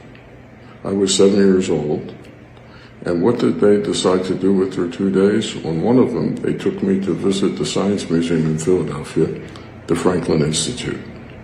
A beautiful place, classical architecture, wide open spaces around it. To this day, I remember the experience not only because of the importance of the day for my brothers, but because of what I saw inside of the museum. I truly believe that that very experience was what inspired me to pursue a life of medicine and science. So it's easy to imagine that when many years later, Dan Bell, an old friend who at the time was the chairman of the board of what was to become the Science Museum here, came to me and said they need some help to finish the museum. Furthermore, he said that this museum is going to be part of what will become the cultural center for Miami. I was sold immediately for two accounts. One, that it was going to be a science museum, which I thought would be great to inspire young people in the way that I had been inspired when I was 7 years old. And two, to help contribute to what will become a cultural center for what I always considered to be one of the most beautiful cities in the world. Now, this... Thank you. Madam Chair, if you would allow my colleague, Ms. Espinoza, behind me, she will have the rest of the video play. We're not donating time. All right. Thank you, ma'am. Thank you. Madam Chair, could we make an exception in this case, only because it is... My name is Maria Espinoza, Okay. External Affairs Manager at Frost Science, and I would like to continue to play the video. Business of commercial signs coming into the area is anathema to me. Can you imagine electronic signs 100 feet tall or whatever dimension near the Louvre or the Metropolitan Museum in New York or near any great cultural institution? I don't think you can. I know I can't. And why would you want the city of Miami, which people come to because of its beauty, to be despoiled by putting up mammoth signs?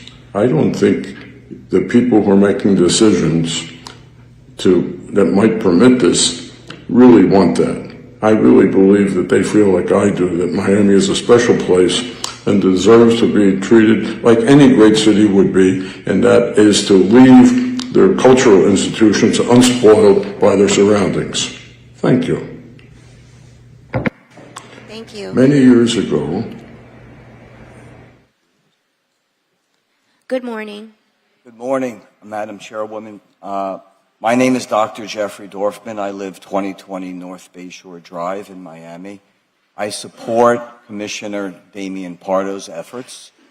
I believe I am an art supporter and lover, but this is not about art. This is purely about money. I've been spending a lot of time speaking with one of the top forensic accountants in New York City about what is going on here.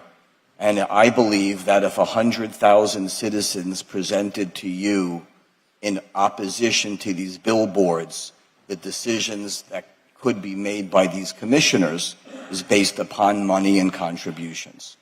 So what I suggest is that for Commissioner Reyes and Commissioner Carollo and Commissioner King and Commissioner Gabella and our city manager, that if one does not actually consider the possibility of the federal government stepping in and launching a forensic investigation of what is going on with the Miami City Commissioners, look around and listen to how many people are actually in opposition to what you are doing. And if you want a federal investigation looking at the finances of all the commissioners, then ignore the wishes of the citizens. Thank you very much.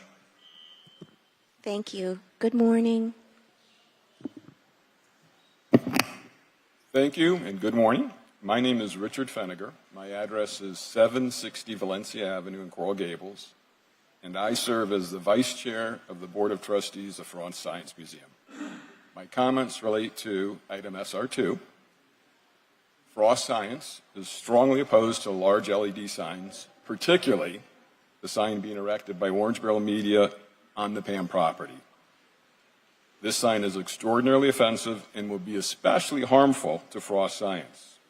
The intense bright lights will interfere with our outdoor nighttime activities, and the intense lights represent a threat to the well-being of the over 7,000 animals that live in the fragile ecosystem that we maintain at the museum. As well-intentioned as the proposed legislation being considered today may be, it is badly misguided, and it so favors Orange Barrel Media that it seems it could have been written by one of its lobbyists. The restrictions on use of the sign are trivial and leave Orange Barrel Media's business model fully intact. The legislation would sanction Orange Barrel's misconduct by expressly authorizing its plainly illegal sign to continue. And lastly, and maybe most stunningly, the legislation would convey an enormous financial benefit to Orange Barrel Media by reducing its annual permit fee for the sign at PAM by $370,000 per year, an over 85% reduction. This is clearly not a solution to a problem. I urge you to reject this legislation. Frost Science is strongly opposed to this large LED sign, and we fully support Commissioner Pardo's efforts to correct this problem. Thank you. Thank you. Good morning. Hi, good morning. My name is Pedro Amos. I am a Miami native, born and raised, the founder of Public Service Arts, a nonprofit that works in teaching underserved communities and providing public artworks in underserved communities. Founder of Miami's Best Graffiti Guide and owner in 2016, a tour company, only artist-owned and operated tour company that provides tours to the neighborhood and to tourism, tourists that come to visit the Wynwood neighborhood. I stand here today in support of SR2, the amended version, being that, the billboard serves as a platform for our community. Our ecosystem thrives on having people know about the services that we provide, whether they're public arts or whether they're anything else. I mean, it's something that's pivotal to the growth of our business. In terms of the lack of visibility and the ugliness that it's going to create and visually. I remember the Coppertone ad, as a little kid, and that brings me fond memories. So maybe there's some fun in that memory for us. But I don't see a real, big issue with this. I actually see many pros, and I thank you for your time. Thank you. Good morning. Good morning, Commissioners. Good morning, Chairwoman. Thank you for this opportunity to speak. Good morning, Commissioner Pardo.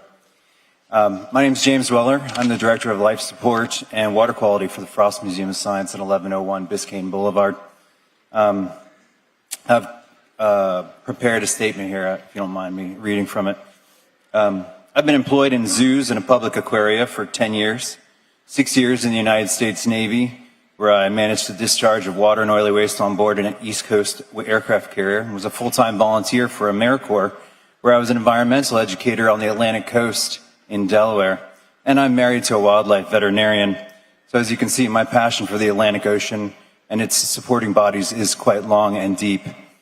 The artificial light produced by an LED billboard can disrupt the natural behavior of aquatic, avian, and insect species, a statement that's echoed on FWC's literature and their website on artificial lighting. Disruptions can affect migration, feeding, attraction, repulsion, and others that we may not even have considered. And as the new resident of the area, I can tell you our first awe-inspired reaction was to the beauty of the bay and the coastline. The Biscayne Bay is a wealth of biodiversity and a beautiful natural feature in this wonderful city. To upset this balance of this designated aquatic park and conservation area with an LED billboard is an injustice to the South Florida residents that are unable to speak before you today in this meeting, from elegant moths to protected manatees. And I would be remiss if I ended my plea for creatures great and small there. The west-facing side of the billboard of the PAM projects onto all of Frost Museum Science open water living collection exhibits that are home to some of the most critically endangered species. The lighting plan for these exhibits is meticulously curated to mimic natural environments for exotic species quality of life. An introduction of undetermined wavelength light at unscheduled intervals will have an impact on the museum's living collection, a grouping of animals that are unable to swim, fly, or crawl away, as well as a grouping that I've made a commitment to be a voice and steward for. I support Commissioner Pardo's original plan to remove the billboard. Thank you very much. Thank you. Good morning. Hi, good morning. My name is Jackie Kellogg. I've also been a Miami native since 1975. My concerns and why I'm here and not at work, basically, please protect our city. Celebrate our big blue skies, our sunsets, the ocean, the reason why everybody wants to move to Miami. Don't fill our skies with Las Vegas-style lights and cheapen our city. Our city is a passage, as you've heard, for millions of migratory birds. It's what I've devoted my career to, nesting turtles, which need darkness and stars. And actually, so do humans. So once again, don't sell out our city. Thank you very much. Thank you. Good morning. Good morning, Denise Galvez Turos, 2130 Southwest 20th Street. It's too bad Commissioner Gabella and Commissioner Reyes aren't here because I wanted to address them. First of all, based on SR1, I want to thank Commissioner Gabella for finally working to reverse all the ordinances that were written by Joe Carroyo in retaliation to a lot of the small businesses in Little Havana. I know it doesn't get the attention the LED lights are getting, but a lot of those ordinances affected not only dozens of small businesses, but hundreds of properties, historic properties that have been demolished. So thank you, Commissioner Gabella, for finally working to restore some of the damages created by the ordinances written by Joe Carroyo.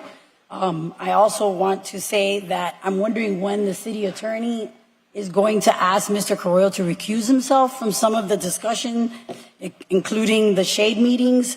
Again, after Friday's revelations of how he directed DeGrande to put his house in District 3 illegally, which led to all of these lawsuits that are costing us now millions. I'm wondering why the city attorney doesn't direct him to recuse himself from those meetings and any negotiations regarding lawsuits where he obviously is directly related and financially is at risk.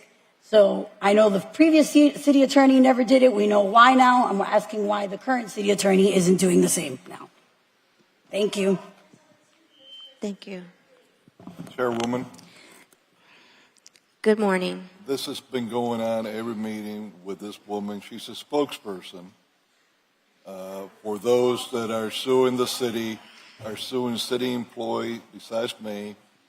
They're upset and she's upset because in one of the lawsuits that she's a party to, they lost in court 2 weeks ago to try to throw me out of office.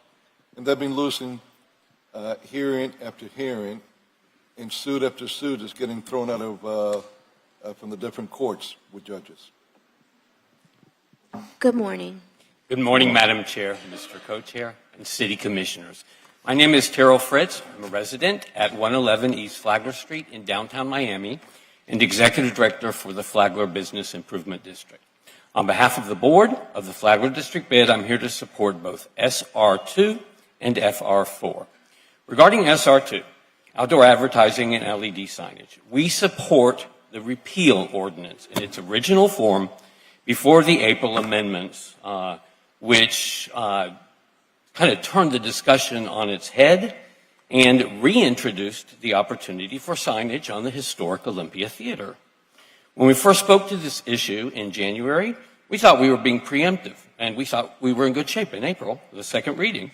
But the new amendments now make us fearful that the Flagler District is going to face the same lack of community process that is currently taking place at PAM and the R Center.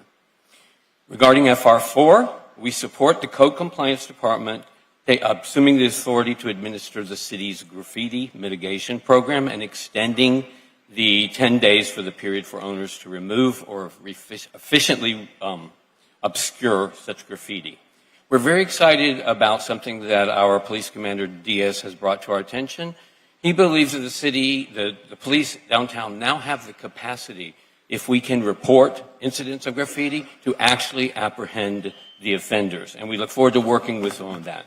Therefore, we join the Miami Downtown Development Authority in urging the city to adopt a policy waiving fines that innocent property owners incur if there is a City of Miami police report documenting that vandalism. Thank you very much. Thank you. Good morning. Good morning. Commissioners, I'm coming here again. I've been here several times to talk about the LED signs. I appreciate your time on this. I know it's a complicated topic, and when I read through the legislation, even my head starts spinning, and I have a PhD, so I know it's a difficult thing to work through. I do want to say a couple things, reiterating what I said before about the sympathy for our cultural brothers and sisters in the area and the need for funding. 100%. I love museums. I'm a museum person since a kid, and as you heard from Dr. Frost when he mentioned museums inspire people, and that's such an important thing as we are a great city. But I have to say that I've been in the museum field for about 25 years, and these signs at this scale are out of scale with any other museum in the world. And if you don't believe me, I'm bringing my phone with ChatGPT, and I asked the question, will you tell me if any major museum in the United States with a large LED billboard showing commercial advertisements? And this is its response. There are no major museums in the United States known for prominently displaying commercial advertisements on large LED billboards.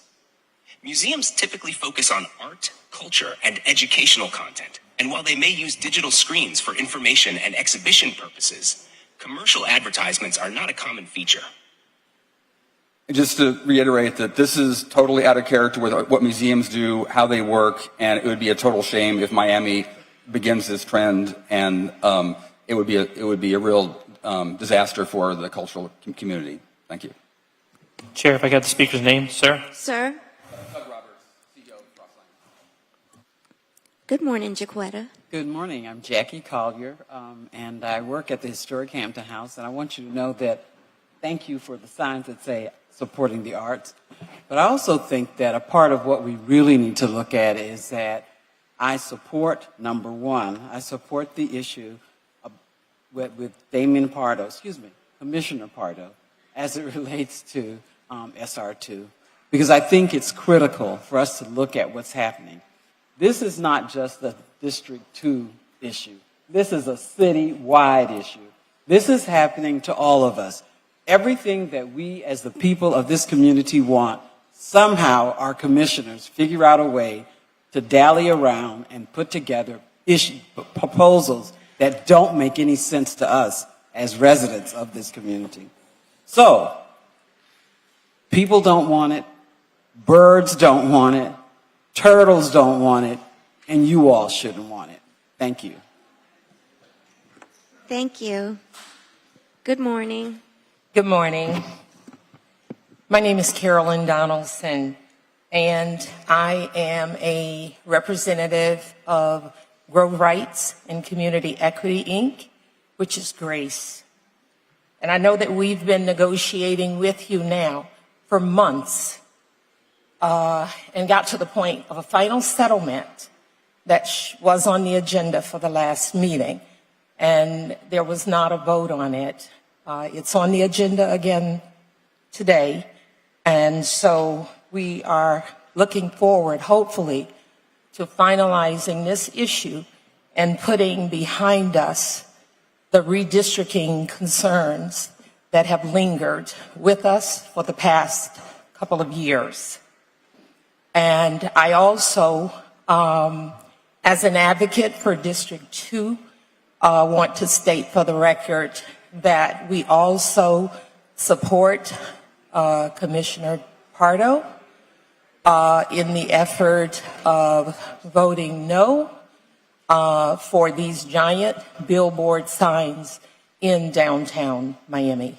Thank you. Thank you. Good morning. Good morning. Cecilia Tavera, 2 Groval Drive, 1405, Coconut Grove. I'm speaking on item SR2 in support of Commissioner Pardo. By the way, I was going to dress in black, but then I thought I was going to be confused by the lobbyists, so I changed. So I am against the oversized LED billboards, and I'm asking all the commissioners, please, Mr. Gavela, specifically to you, I'm asking you to listen to the residents. That our interest is the well-being. I can't believe that you as commissioners won't be looking for our well-being instead of the money people, the lobbyists. Please, I think this commission is changing for the better of your residents, of our residents. Please think of us before voting. Thank you. I promise I will, ma'am. Thank you. Thank you. Chairwoman, could we get some of those lights turned off? I'm getting concerned with what a lot of people have said here. I don't know if I'm getting traumatized, but Good it's morning. starting to bother my eyes. Good morning. Good morning. Sorry. My name is Marley Schatz. I am in favor of the amendment proposed by Chairwoman King. I live in Edgewater at 488 Northeast 18th Street. I'm in the downtown area and on the Venetian Causeway almost every day. The PAM sign is beautiful, vibrant, and a welcome addition to our amazing city. People are moving to our city every single day. The arts are a major reason. Not only does the sign add to the city, but it will help support the PAM and the arts in this community. Please do the right thing. Thank you. Thank you. Good morning. Good morning. My name is Lynn Houseman. I live at 2843 South Bayshore Drive. Closer. Is that better? Good? Okay. I've come to City Hall to stand in front I'm sorry, of you. if you could put it closer to your mouth. Is that better? Yeah, a lot better. Can you Thank hear me? Yes, ma'am. Perfect. Thank you. Okay.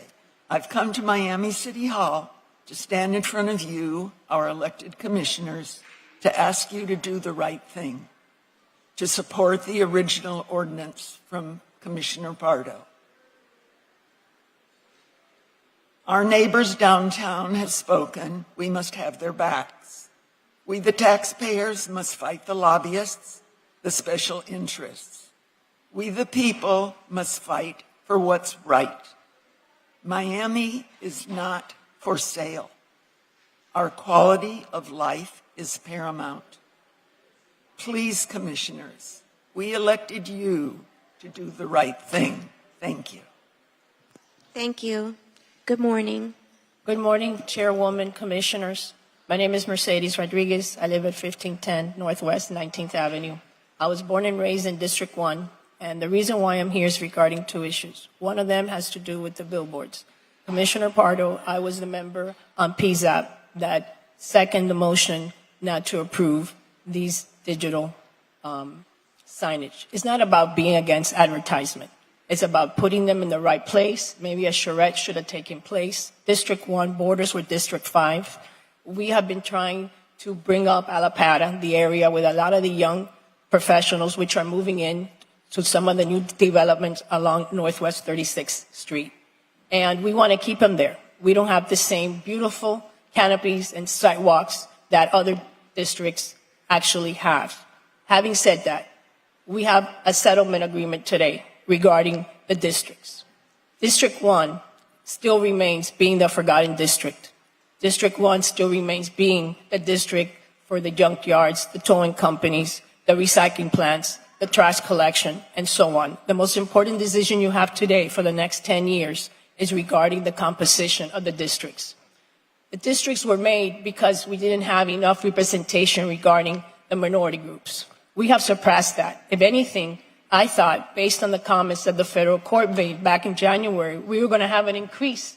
We all ran as candidates, believing that the term would be cut short. And what happens now is the plaintiffs took their case and they won, which is great. The African American neighborhoods in District 2 got what they wanted, but it doesn't have to stop there. But they are not going to be able to be whole until 2027. So what happens in the meantime in the next 3 years? So we need to maybe have a meeting regarding the districts and the boundaries and have a full discussion, not today, packed with a bunch of items on the agenda, so we can really analyze the situation. I understand. Thank you. Thank you. Good morning. Good morning, Commissioners. Good to see you all. Thank you for everything you do every day. Boy, oh boy. My name is Franklin Sermons. I am the CEO of the Perez Art Museum, Miami, located at 1103 Biscayne Boulevard. I'm here today to express my support for the current amendment for SR2 and to voice my strong support for Chairwoman King's amendment to the ordinance, which safeguards the rights for the digital sign currently installed on PAM's campus. The digital sign, designed by Architectonica, a firm that has known to be defining the Miami skyline for decades, exemplifies our dedication to innovation and creativity. It serves as a beacon for the arts and culture throughout the city of Miami, from downtown, the place all Miamians go for cultural and sporting entertainment. Our building is small on the outside, big on the inside, unlike so many of those surrounding us. Thus, the sign will be an extension of all we do as a gallery to display works of art, giving the community a glimpse inside the museum from outside, even to those who may not be familiar with museums. Additionally, we plan to utilize the screen to promote exhibitions and events, attracting new visitors to Miami, to PAM, and downtown. The financial support generated by the sign will be instrumental to the future of Miami's museum, helping us fulfill our mission for generations to come. Inspiring, thank you. I'm good? Joining me today are several supporters identified by their yellow shirts who share my sentiments. We deeply appreciate your support for the arts, and together we are the reason Miami is a vibrant and thriving cultural hub, a city of the future. Let's embrace it. Let's not be like other places. Thank you for your time and your support on this important matter. Thank you. Thank you. Good morning. Good morning, Madam Chair and distinguished commissioners. My name is Marcos Loreiro. I live on 600 Northeast 27th Street. Thank you for the opportunity to speak with you this morning about SR2. I support District 2 request to revert the original D2 amendment as is and reject most D5 amendments. I must express my deep frustration with Madam Chair motion, which seemed to disregard the concerns and numerous residents, including myself, who voiced their opposition to any amendment. Today is an excellent opportunity to review the state's Florida guidelines, which requires a maximum of 950 square feet of area and maximum of 65 of height. PAM billboard is almost double in area and height. For that reason alone, should be rejected. Large billboards reminds me of Las Vegas or Times Square, places that I love to visit, not to live in. Furthermore, we have been in area for many years, and this billboard is unwelcome. We are here first for the potential danger it poses to drivers on I-395 expressway en route to Miami Beach to increase the risk of car accidents on distracted drivers. In conclusion, I urge you to support SR2 as is and reject any changes. This is a crucial decision that will shape the future of our city. And once again, thank you for your time. Thank you. Good morning. Good morning. My name is Mayra Severo, and I'm the Director of HR at the Perez Art Museum, 1103 Biscayne Boulevard, Miami, Florida, 33132. I'm here to express my opposition to the agenda item SR2 as it stands, while strongly supporting Chairwoman King's compromise, which permits the sign at PAM with thoughtful regulations on brightness and hours of operation. Despite the sign being over 1,000 feet from the nearest residential building, and despite many downtown residential buildings hosting their own large illuminated advertising signs, we still face opposition. Is advertising in the city of Miami reserved solely for commercial brands and sports teams? Does PAM not deserve the same opportunity to promote itself? I believe we are all weary of this ongoing issue, but the fact remains. We relied on the ordinance passed in 2023 and approved on first reading with a seating District 2 commissioner to create something exceptional on our campus. We depend on the revenue it would generate for our museum, which gives so much back to the community. We greatly appreciate that the majority of the City Commission has recognized these facts, allowing Chairwoman King's amendment to pass on first reading just weeks ago. Please vote in support of PAM and all that we do for this great city. Thank you. Thank you. Good morning. Good morning, Chairwoman. Good morning, Commissioners. Good morning, residents of Miami. I want to say how happy it makes me every time to come into a full chamber full of residents wanting to voice their needs and their concerns with the city. With that being said, I think we lose sight, residents, we lose sight of what's actually happening here. Yes, we're talking about LED billboards today, other times it's other matters, but what's really happening is this is a battle between public interest and special interests. And that's what I stand for. I feel like every time I'm up here, I say the same thing. And I think that you have the opportunity time and time again to choose between special interest and the public's interest. You guys, as commissioners, the reason why we ran, Commissioner Gabella and myself, the reason why we ran is to put the people first. Absolutely. No disrespect, Commissioner Damian Pardo, but it's not about the Pardo's resolution or amendment. It's the people's. If the people are asking for something, this is what you should be taking into account. What the people want, not the amount of money you're getting paid, not who's telling you, but the residents. That's why you're up here, and that's something that I uphold very true to my heart. And I just want to say that I just want to keep it simple. Everyone else has said exactly why LED billboards should or should not be put up. But I just want to say, Commissioner Carollo, it's really, you should be embarrassed that instead of listening to your residents, you're mocking them. You're up here mocking the residents instead of listening to them. You're not up there to speak. You're up there to listen. You shouldn't be mocking your residents. You should be embarrassed about that. That's all I wanted to say. Thank you. Good morning. Good morning. My name is Robert Toffolo. I'm the Chief Financial Officer of the Perez Art Museum, Miami, 1103 Biscayne Boulevard. I'm speaking in support of item SR2 with Chairwoman King's amendment. We firmly believe that PAM is an integral part of the downtown community. Our staff of over 200 employees and contractors work daily enriching the city's cultural landscape through diverse programming and events. The initiatives we offer contribute to making PAM and Miami a vibrant and appealing place to both live and visit. Our capital expenditure budget for this 2024 year relies on the revenue generated by the sign at PAM. This funding enables us to sustain and hopefully expand the valuable work we do in the community, including providing free programming for Miami-Dade schools.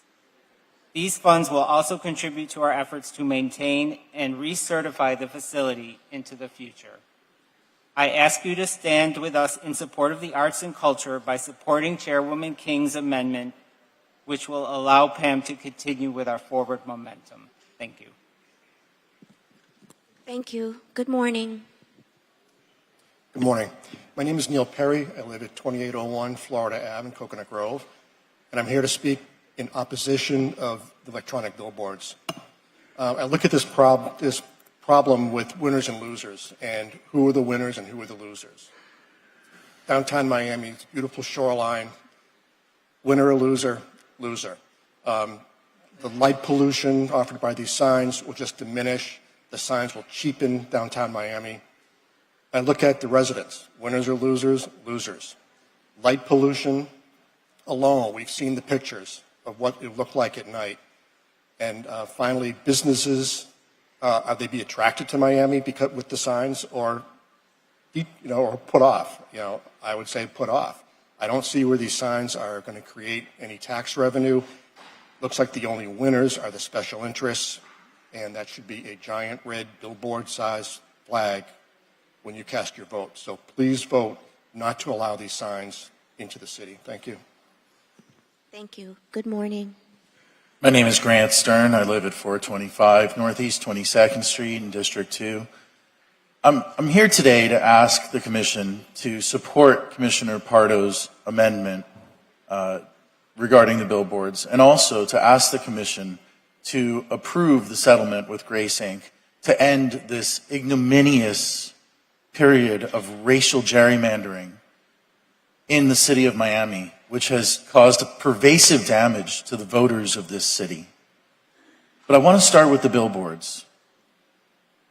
Look at how many residents are here begging this commission to respect their district commissioner. This commission used to have something called collegiality. I remember it back when Mark Sarnoff was a commissioner and not a lobbyist for billboards. Mark Sarnoff actually fought billboards. And, it's funny because he won a first battle before becoming a lobbyist, of course, and then he lost up at the state. He gave the power away to the state with what he did, and here we are a decade later, and we have our state legislator representing this area, threatening to take everything away from the city if they make the wrong decision, to export our decision-making up to the state. That's why Commissioner Pardo's amendment is so important, to retain local control over what happens here. This commission has the power of the purse. It can give money to PAM. All of these people asking the city to give away our quality of life worth $1 million a year or more to PAM should just ask for money. This is a commission that's spending $10 million defending one rogue commissioner. This is a commission that's spending $3 million defending a horrifically deficient racial gerrymandering case. This city has the money. And I expected the two new commissioners, both united brand new commissioners, to bring more of a pro-business approach and stop appropriating public resources instead, and just appropriate the money. Thank you. Thank you. Good morning. Good morning, Madam Chair, esteemed commissioners. Soon to be good afternoon.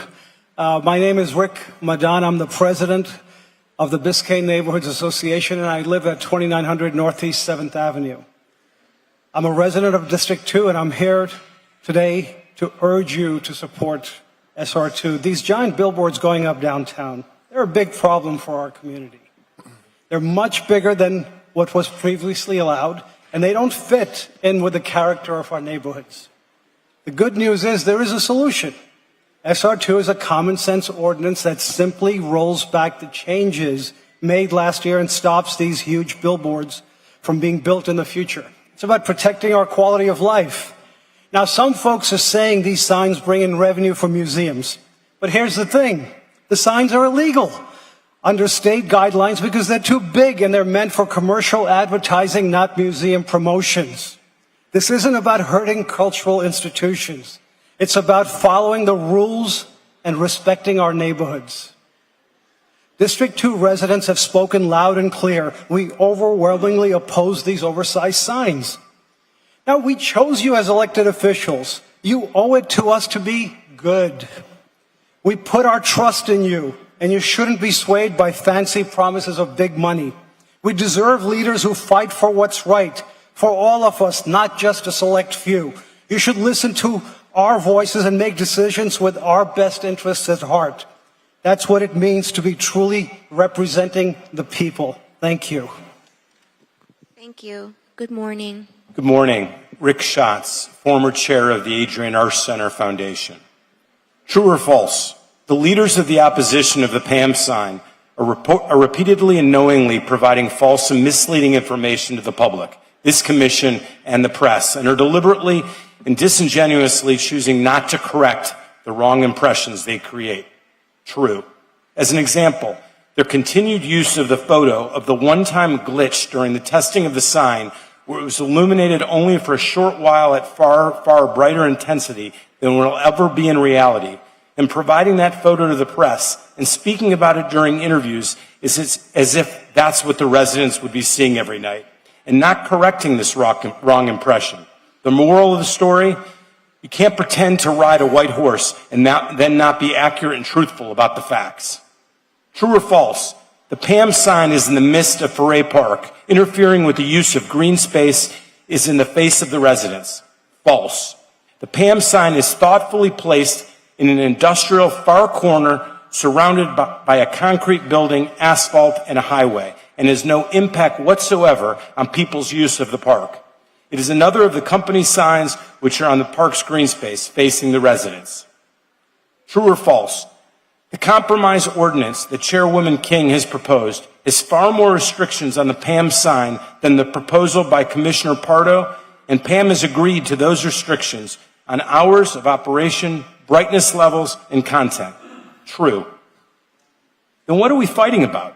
It's a win-win, and the proposal by Chairwoman King should prevail. Thank you for your support of the arts. Thank you. Good morning. Good morning. Mike Llorente, LSN Law 3800, Northeast 1st Avenue, representing out front. Good morning, Madam Chair, Commissioners. I'm here once again to talk about signs. As you all know, I represent an outdoor advertising company. I'm not in the habit of speaking publicly against outdoor advertising signs. But this is not normal. What's happened here is not normal. Last year, the city of Miami did something no other city in America has done. Think about that. No other city in America has passed legislation allowing for standalone digital mega signs on the highway, 3 times, almost 3 times the size of standard billboards. No one else has done it. Yet somehow, last year, it appears that a company from Ohio convinced the city of Miami that this was a good idea here. Well, clearly it was not. It was not a good idea. And as the first signs started rising from the ground earlier this year, the community, I think very predictably and understandably, was outraged because this is not normal. The City Commission has an opportunity today to revisit the legislation that spawned this whole mess and to fix it, to rein it in. And we urge you to do so because these standalone digital mega signs, which don't exist anywhere else in the country, are not good for the city, they're not good for the community, and frankly, they're not good for the industry. Thank you all very much. Thank you. Good morning. Hello, good morning. My name is Ernesto Guevara, and I'm coming from Fontainebleau. I'm here to speak against the LED billboard lights. I'm here to remind everyone that Miami is also part of the Everglades. It is part of the greater Everglades and is known to be a sanctuary for birds. And I believe that this is a threat to both the ecosystem of the people that live in this city, as well as our animal friends, and as well as the stars at night. Let me ask you all, How many of you have gone to the Everglades and seen the stars and then compared it when you come back here into Miami? You'll see the stark contrast between here and in the Everglades. So it is very important for me to speak out against this issue because the amount of stars that we see and are decreasing, this affects the birds, the turtles, as well as human health. The amount of light pollution that we accumulate in the city affects rates of cancer, as well as reproductive problems, as well as diabetes. So it's very important to vote against this bill. Thank you. Thank you. Good morning. I'm John Dolson, 4205 Lennox Drive, Coconut Grove. I want to show of hands, everybody remembers that movie, Cool Hand Luke. Oh my God, I'm old. There's a line in there. I know you can do it. It says, "What we have here is a failure to communicate." Well, I don't think in this room we have a failure to communicate. The problem is you don't listen. Okay, that's the problem. Now I'm here to support, number one, RE6. Do the right thing, accept the redistricting settlement map. Put that disgusting personal gerrymandering that got you in trouble in the first place 2 years, put it to bed. All right, secondly, SR2. I don't need to go. I was going to go through the corruption thing, but I'm so tired of hearing that today. I'm going to toss that out and just say I support Damian Pardo, who was not there when Alex de la Portilla snuck that thing under the wire when there was no commissioner. All right? Now, we 100% were opposed to that redistricting map, and we're overwhelmingly opposed to the signs. Commissioner Reyes, this is for you. During your last meeting, you worried that redistricting map would lack diversity on the commission. Respectfully, sir, I love your opinion. I always love hearing your opinion. That's not the problem. The problem is good representation. Let me give some stats. Of the top 100 cities by population in the country, we are at the bottom 8. In Florida, we're at the bottom. Having 100,000 people that you're responsible for by each commissioner is way out of whack nationally, where their average is about 35,000 for commissioners. So we need more seats. We need better representation, and we need ears to get listened to. All right? You're here for us, and do the right thing. All right? One last thing. All you people in the yellow, thanks for your support for the arts, but you're wrong on the sign. Good morning. Good morning, Madam Chair. Thank you very much. Commissioners, I'm here today as a board member and chair of the Quality of Life Committee of your Downtown Development Authority.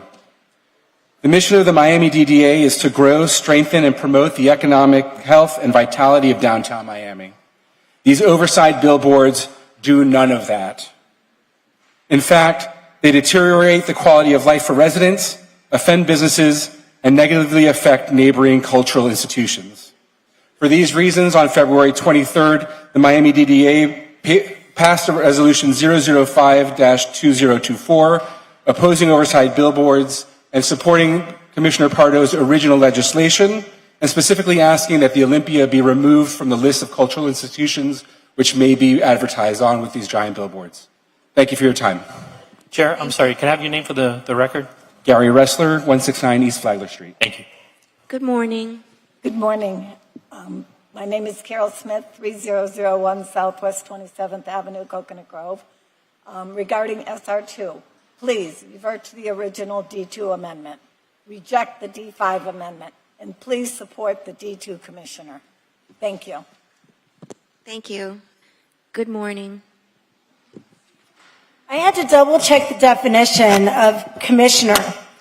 Commissioners are responsible for representing county interests at the state and federal level. Because I thought when all my neighbors showed up last time protesting the billboards that this would be more than enough for you to defend our county's best interests. The community felt that you were tone deaf. You should not want these oversized LED billboards at PAM that were erected illegally. Commissioner Gabella, you said that you take issue with the fact that nobody said anything until now. None of us residents on Biscayne Boulevard knew anything until now. When the PAM sign was finally turned on, as Orange Barrel Media was very, very sneaky, working exclusively in the middle of the night. They were sneaking again when they and their lobbyists were able to use current campaign finance laws to move large sums of money to control people they need approval from while obscuring where the money came from. They had no permit, as Commissioner Pardo pointed out. They had no permit to erect the sign, therefore the sign should not have been put there in the first place. Sorry, Commissioner King, but to say that they're already there, so live with it, is not a good solution. It's not appropriate, and the government should not allow for Orange Barrel Media to do whatever the hell they want, and then afterwards say, oh, I'm sorry, I'm sorry, I'm sorry. They did this without permission from any of you, and they did it in the middle of the night when our guard was down and when we didn't even know, we were asleep. Trust Commissioner Pardo, commissioners. What if it was your district? This is a District 2 issue, and this is Commissioner Pardo's wheelhouse. We are united with Commissioner Pardo and with all the residents of downtown. Thank you. Chair, if I could have the speaker's name. Ma'am, your name? Britt Sager. Good morning. Good morning. Debbie Dolson, 4205 Lenox Drive, Coconut Grove. I'm speaking on SR2 and RE6. In recent years, residents have lined up out the door for a lot of important issues, and two critically important issues are on the agenda today: redistricting and billboards. Over 2 years ago, I participated in a rally opposing the redistricting map, and I made two signs: support your constituents and respect our voices. So last weekend, I was at another rally opposing billboards. And guess what? Same signs. Because this is something we keep asking for over and over and over again. Please, please listen to the residents. Both the redistricting map and the giant LED sign ordinances are overwhelmingly opposed by residents, your constituents, and the people that you represent. We ask over and over again to have our voices heard. Please respect the residents. Do not bow to the influence of money and special interests or bullies that threaten to sue the city. Please approve RE6 today. And SR2, I'm sorry, it's not about supporting the arts. And I hope that the people here don't feel that I'm not supporting the arts because I'm not supporting the billboard. Those are completely separate issues. The billboards are about money. So please revert to the original D2 amendment, reject the most recent D5 amendment, and finally, my last sign, please support your D2 colleague. Because when you want his support, I think you'll understand how important that is. Thank you.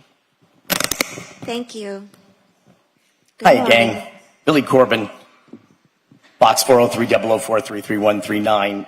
On SR2, the LED billboards, this is a referendum on the Miami Mafia and the old corrupt way this city used to do business when a well-funded special interest lobbyist would pay Alex Diaz-La Portilla a bunch of money, cater Flanagan's, and try to force a thing through that nobody wants. It's basically what happened with Biscayne Park, the Centners, and their lobbyist, Bill Riley.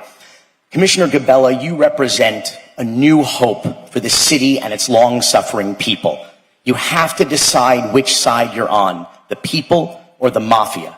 You do not have to do what the lobbyists tell you to do. We all know how that worked out for the last District 1 commissioner, and we don't want to see the same thing happen again.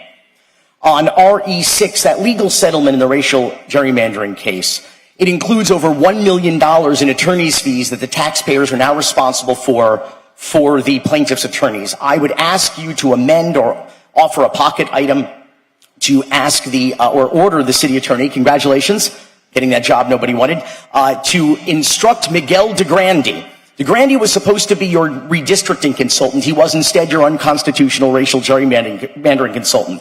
Notify DeGrande to notify his malpractice carrier and put them on notice that the city is coming for not only the $1 million in attorney's fees, but for all the costs associated with fighting that litigation and his fee on that matter as well. Why should the taxpayers continue to pay the corruption tax?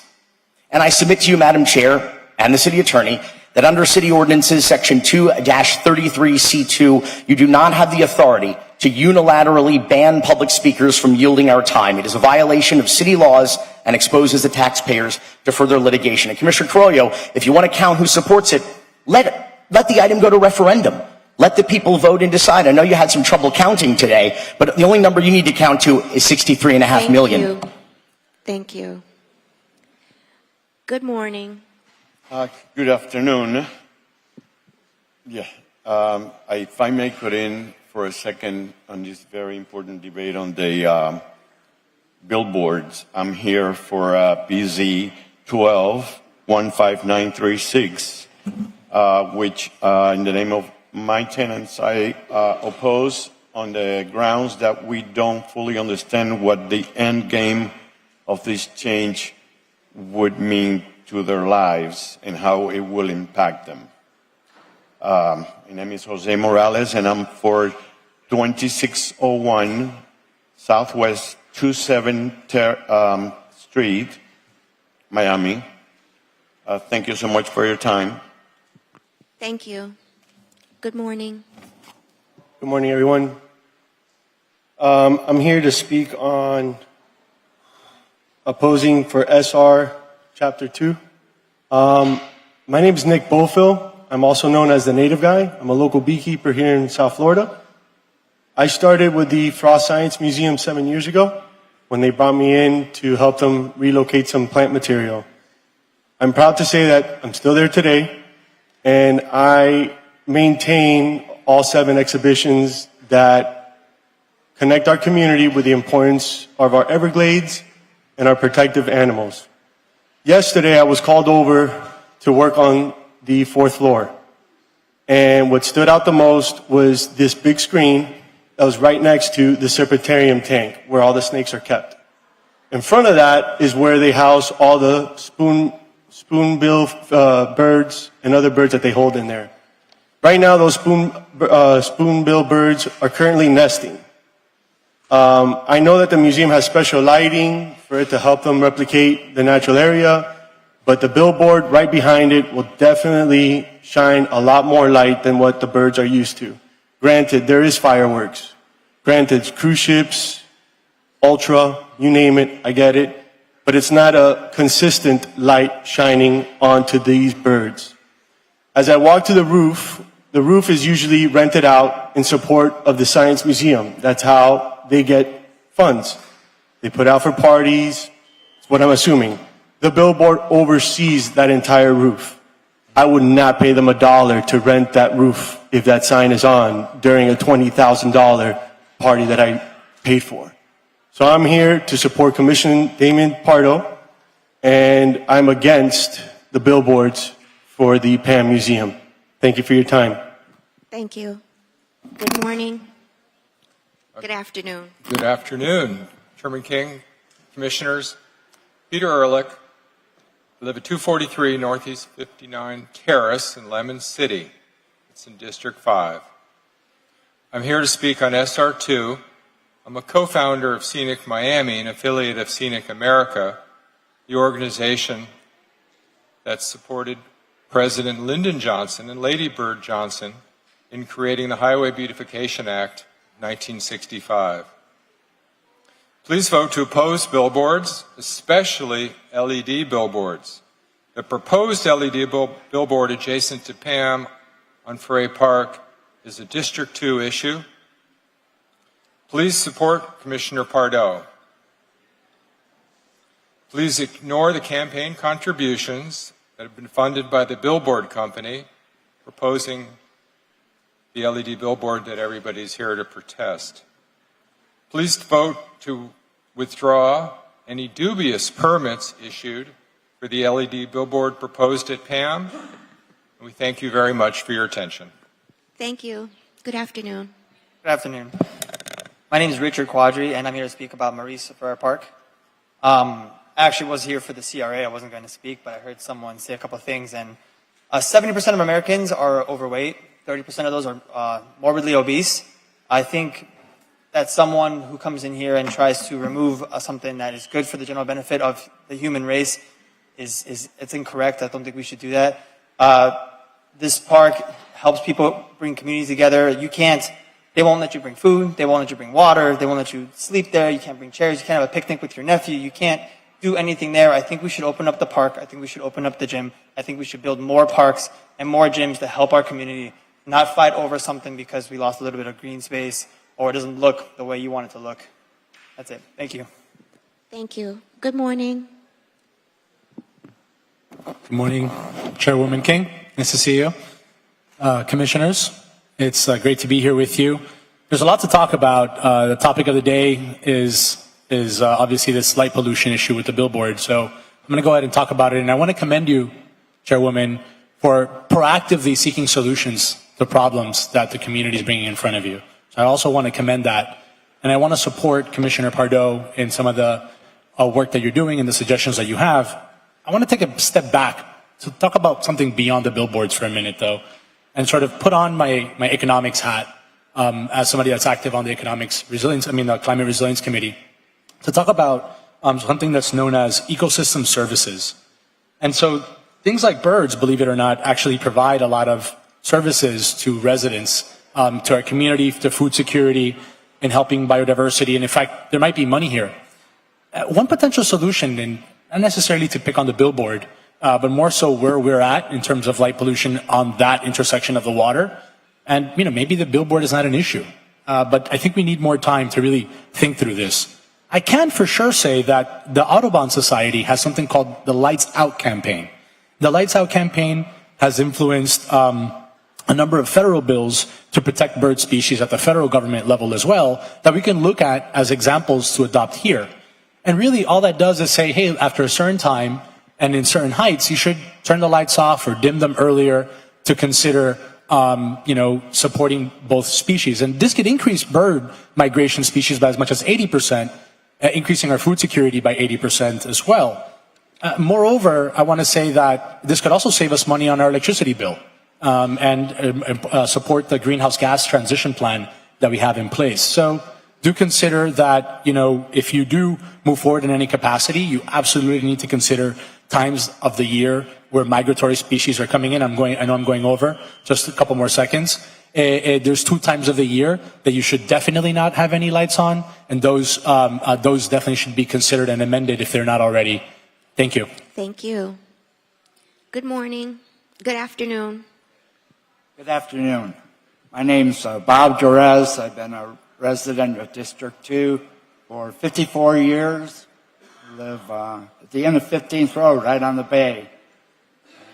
The sounds of the porpoise wake me up in the morning. That's my only concern.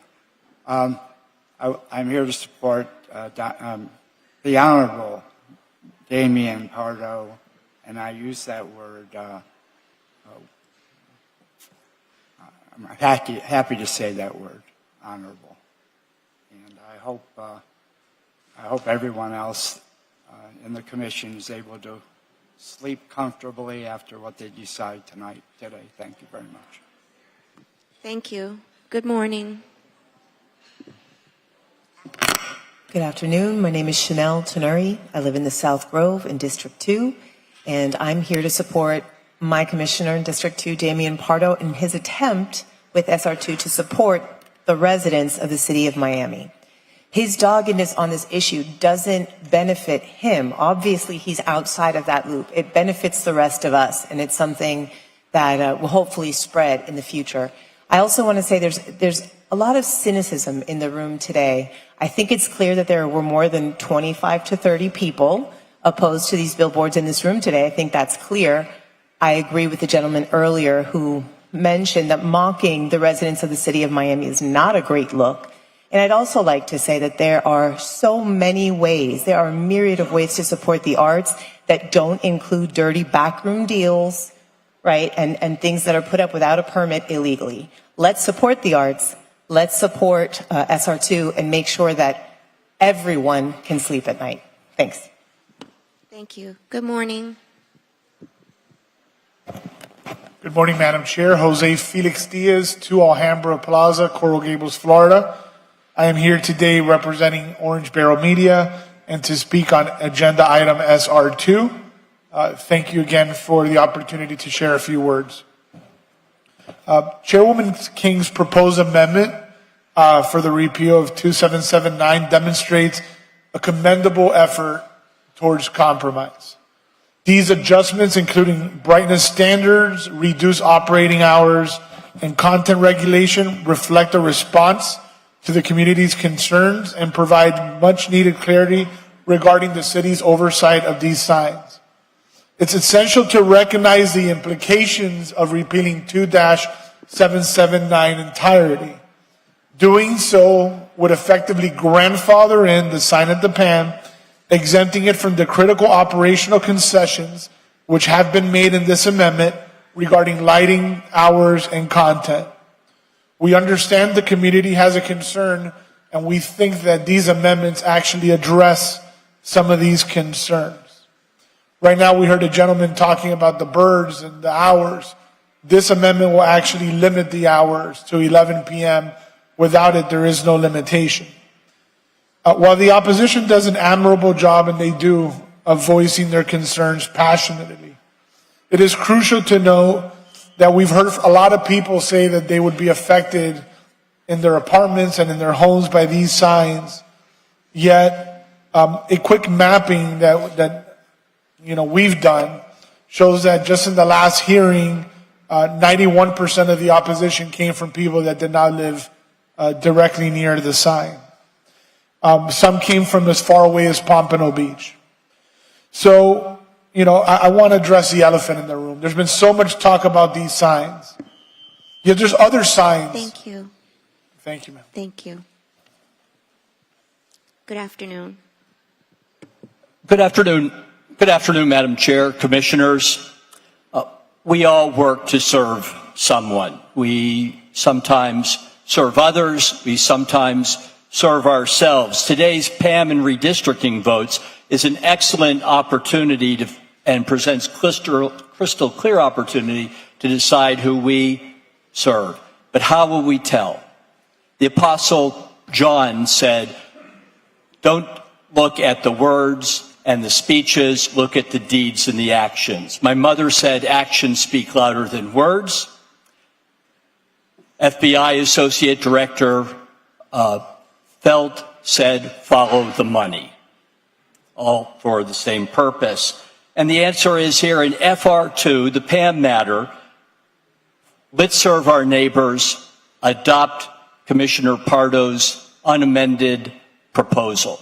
Keep that simple. On redistricting matter 6, I ask that you follow Commissioner Carollo's good advice here, and for the record, note the number of people that stood. We already have that information from the clerk's archives, the hundreds of people, neighborhoods associations, and civic leaders that stood trying to unify the neighborhoods of Miami. This commission negotiated a settlement now standing before you. I most highly recommend that you adopt it as is and without amendments. Serve Miami's neighbors, our neighbors, your neighbors. Actions do speak louder than words. We'll be watching to see who you serve. Thank you. My name is Mel Meinhardt, 3075 Virginia Street. Thank you. Good afternoon. Good afternoon. My name is Riza Fernandez. I am a District 3 homeowner, and I support Commissioner Pardo's resolution. I believe that it's very important for all of us to be here. All our commissioners represent the city in total, right? And so, yes, I do not live in your district, but I do live in District 3, which is across the river. I love the park. I had my baby shower there when the park opened. I think it's a beautiful park, and the pollution in lights, not only in the lights, but noise, is a very big thing that all of us in this city have to take in part when we continue to do policies or we act with contracts, because this does not provide good things for our city. We cannot have these billboard signs that take over the light of our city.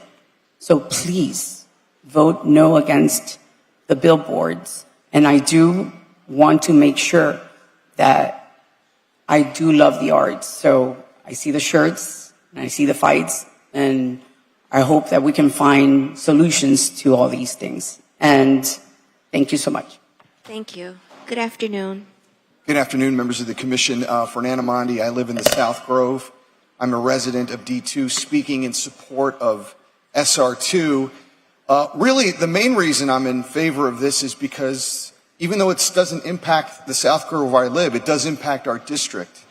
And there was an election that took place in 2022 that elected both of you. And I think you all know very clearly that you were elected to represent the interests of the residents over the interests of the special interests.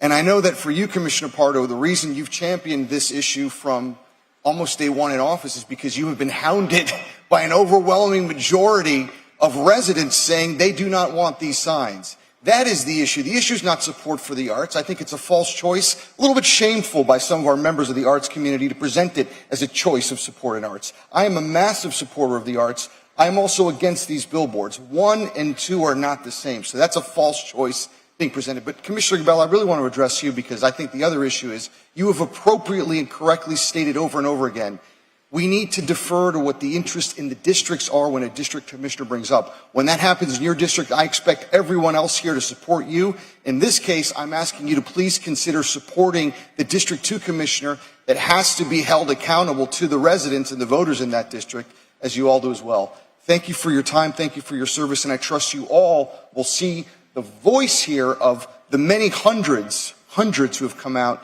and spoken, a microcosm of the community at large. Thank you all. Duly noted. Thank you. Good afternoon, Commissioner. Stephen Leitner, 1130 102nd Street. I represent the Sierra Club in South Florida, and kudos to this commission and the city of Miami for protecting our spoiled islands in the Bay. Check out your Instagram feed. The feedback that I've seen has been marvelous, exceptional, overwhelming. Kudos again to you. Sierra Club supports Commissioner Pardo without exception, without amendments in his legislation. Thank you. Thank you. Good afternoon.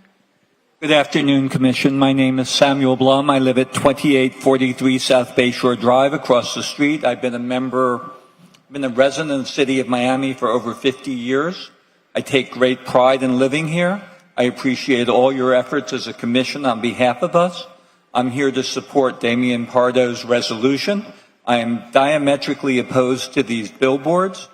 You know, if the PAM Museum feels they don't have enough revenue to close their budget, they have to look for other sources. The city of Miami in the past has been very short on funds. Why don't we put a big digital billboard on this city? Of course we're not going to do it. We live on Biscayne Bay. It's our largest natural park. It's our biggest resource in this community, and it would be shameless to allow this billboard to continue to exist. I thank you for your time. Thank you. Good afternoon. Hello, Nicole Desiderio, 900 Biscayne Bay. I'm here speaking on item PZ7 regarding the outdoor gym at Foray Park. I'll give you guys a little break from the billboards. I have some information that has not yet been presented at any PZAB meeting or City Hall meeting. Commissioner Reyes, you were very concerned about whether or not this gym was actually done properly. I have been very busy emailing Miguel Lemus, the senior building inspector for the city of Miami. He said in his response, the permit is final at this time. It was final back on October 23rd with only a public works inspection. The scope of the permit was not correct. It was issued as an outdoor sport court and needs also playground equipment. Also, default table of inspections was not correct. It was lacking a minimum inspections required as follows. And there is the screenshot of what he sent me. Now, last time this item was heard, outside city council claimed that everything was done correctly. It clearly was not. And I just wanted to bring that to your attention. Outside city council also stated that there is a 2023 comprehensive neighborhood plan saying that there should be a gym in a park. That is not the master plan for this park. That is a comprehensive neighborhood plan created by Parks and Recreation. Foray Park is not governed by Parks and Recreation. It's governed by the Bayfront Park Management Trust. Therefore, that is irrelevant. I also want to show that this is the design that was proposed for the gym, and this was the actual pour of the concrete. You cannot just go and pour concrete wherever you want. I also just want to play a little clip from Siobhan Steiner, the Assistant Director of the Planning Department.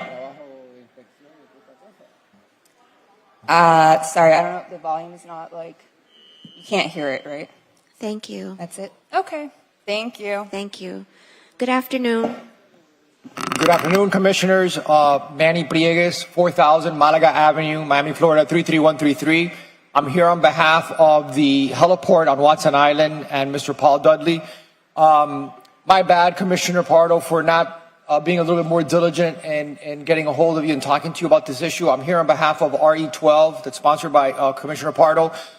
First and foremost, let me just say that Paul Dudley, the heliport, myself, we 100% support paddleball. 100% support it and supported it last year when a resolution was passed by the City Commission granting an extension for a special use permit for the tournament. But what we were very diligent in asking was for there not to be helicopter activity at the seaplane base. And the resolution that passed last year had clear language that there could not be landings and taking off of helicopters because it's inherently dangerous. Paul Dudley is an aviation expert. He runs an airport in New Jersey. He understands this better than most people. He's a certified pilot. He flies helicopters. So when your resolution came up and that language was not a part of it, it obviously brought us back to what happened last year. So I believe the resolution is identical to what they did last year, except for that language.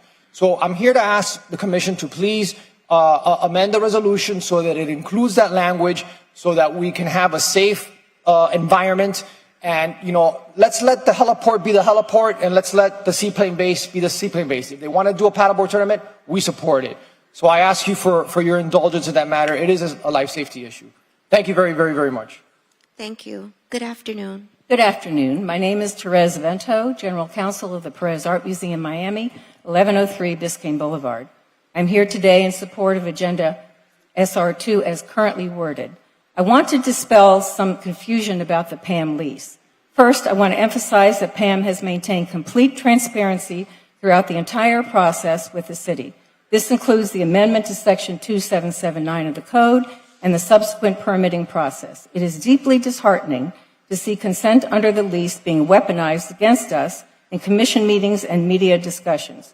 We have always considered the City of Miami a supportive partner and friend and are saddened by the current narrative. Extensive research has been conducted on this issue and a detailed memo has been provided to City Attorney Weissong. We are confident that the city's consent to construct the sign was not required under the lease, and the construction is in accordance with permitted uses encompassing primary and ancillary uses which do not necessitate consent. But even if the city's consent is required, it has been granted in its proprietary capacity. Section 2779 sub F, which was amended in January 2023 to include PAM, exclusively states that, quote, any sign permit issued under this section constitutes the exercise by the city of its proprietary authority, close quote, as a landlord. The city enacted 2779 of the Code, thereby consenting to the sign in its proprietary capacity. Further, the city approved all necessary permits, zoning, and licensing. The ability to enter into the license agreement and the sign's construction has been approved by the city in its proprietary and municipal capacities. To prevent any potential litigation as belts and suspenders, we'd like to make a formal request. Chairwoman King, Commissioner DeBella, Commissioner Carollo, Commissioner Pardo, and Commissioner Reyes, on behalf of Pam, I respectfully request that you direct the city manager to sign the consent form approved by the city legal department in March 2023. Thank you. Thank you. Good afternoon. Good afternoon, Madam Chair, Commissioners. I had prepared a brilliant statement, but I forgot my reading glasses. My name is Elena Maria Lim. I lived in New York for 50 years, and I've been a resident of the Biscayne Towers for the past couple of years. I must say that in New York, I live in a very residential area on the Upper West Side, no billboards there. All the billboards are in Times Square, where they have no residents, hotels, shops, restaurants, and of course, tourists. In a nutshell, I strongly would like to request to revoke the SR2 LED billboards ordinance. Ours is a residential area. Those huge billboards not only present a dangerous distraction to drivers, but they are also a disturbance to the downtown community. And now I just heard that they are also harming the birds. This is terrible. I just heard it today. This is not about art. The Pan Museum is a beautiful place. I'm very fond of it. But that billboard has nothing to do with art. It's about money. Thank you so much. Thank you. Good afternoon. Good afternoon, Ms. Chair. My name is Alexandria Ledesma. I'm the Vice President of the Downtown Neighbors Alliance and also the President of Met One Condo. I'm here as you've heard many residents, and I've come here over and over like many other people. I hope today will be the final decision, and the decision will be to revoke all amendments, the PAM billboard, and to support Commissioner Pardo's his non-billboard requests. Also, we hear a lot about the amount of people that show up. Well, I have over 1,000 signatures for all the residents in District 2 that unfortunately they could not come because they work for a living so we could pay for the homes that we live in the district. So I'd like to present this for the record. And also, you know, it just seems like we continue on and on about the billboards. And I hope, again, you've heard it. You guys must be exhausted. How many meetings, how many hours have you guys heard over and over? And it's time to now say, listen to the people. Listen to the voices that live in your community or the people of the city. So again, we hope that you support and say no billboards in District 2 or in Miami. And I'm saying for the large billboards. Thank you. Thank you. Good afternoon.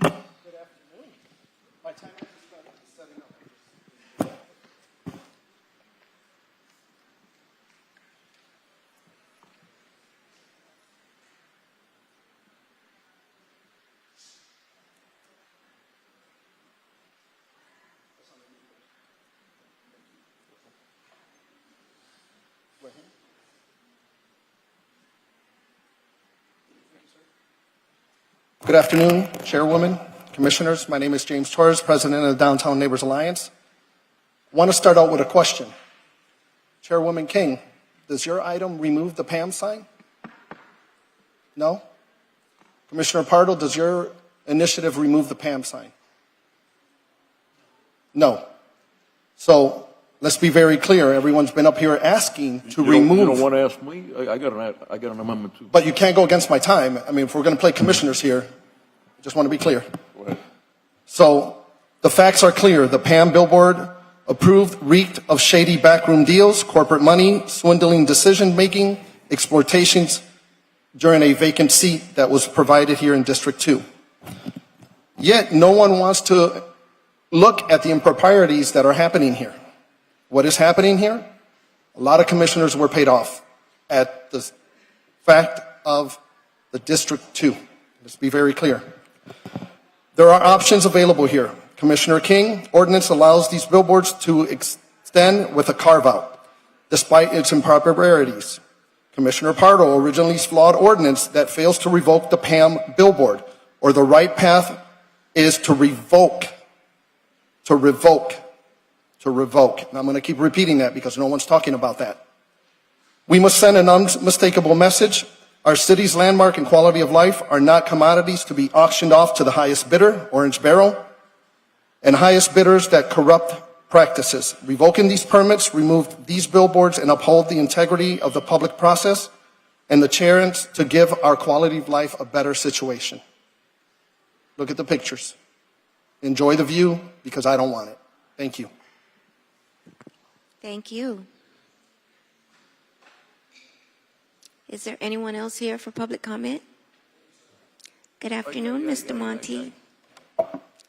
I feel like I'm at home when I come here. I remember when I opened up Monty's in 1969, I used to spend half my time over here trying to get permits. So, but it's always fun to be here to see everybody that I know and respect. I'm supporting my commissioner from District 2 on the revocation of the billboards. I don't think, a little history, the way we got the $5 million is Rosario Kennedy and Rodney Brown and myself took my boat up to Washington. We met with Claude Pepper, Bill Lehman, Larry Smith, our whole delegation, and the boat stayed up there for 2 weeks until we got $5 million to finance the park. So that's why it's named Claude Pepper Park, because he put up that $5 million.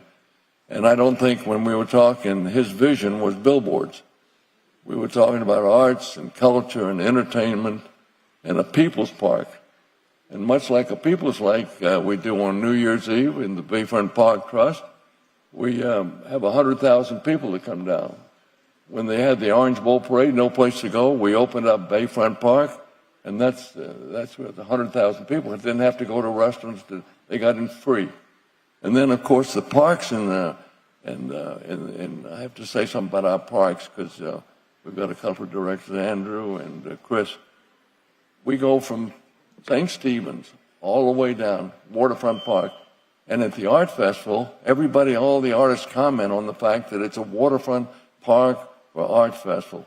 So we have to take advantage of that, and we do all the time. And that's the most important thing is our water.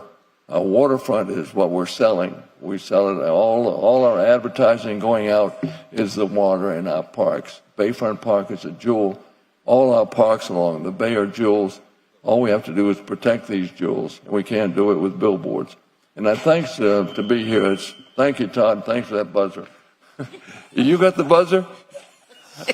Boy, you used to be buddies. Thank you. I appreciate everybody. Thank you for It's been a long day. Now I know why I didn't run for commission. I have to sit here the whole time. Thank you. Seeing no one else for public comment, the public comment period is now closed.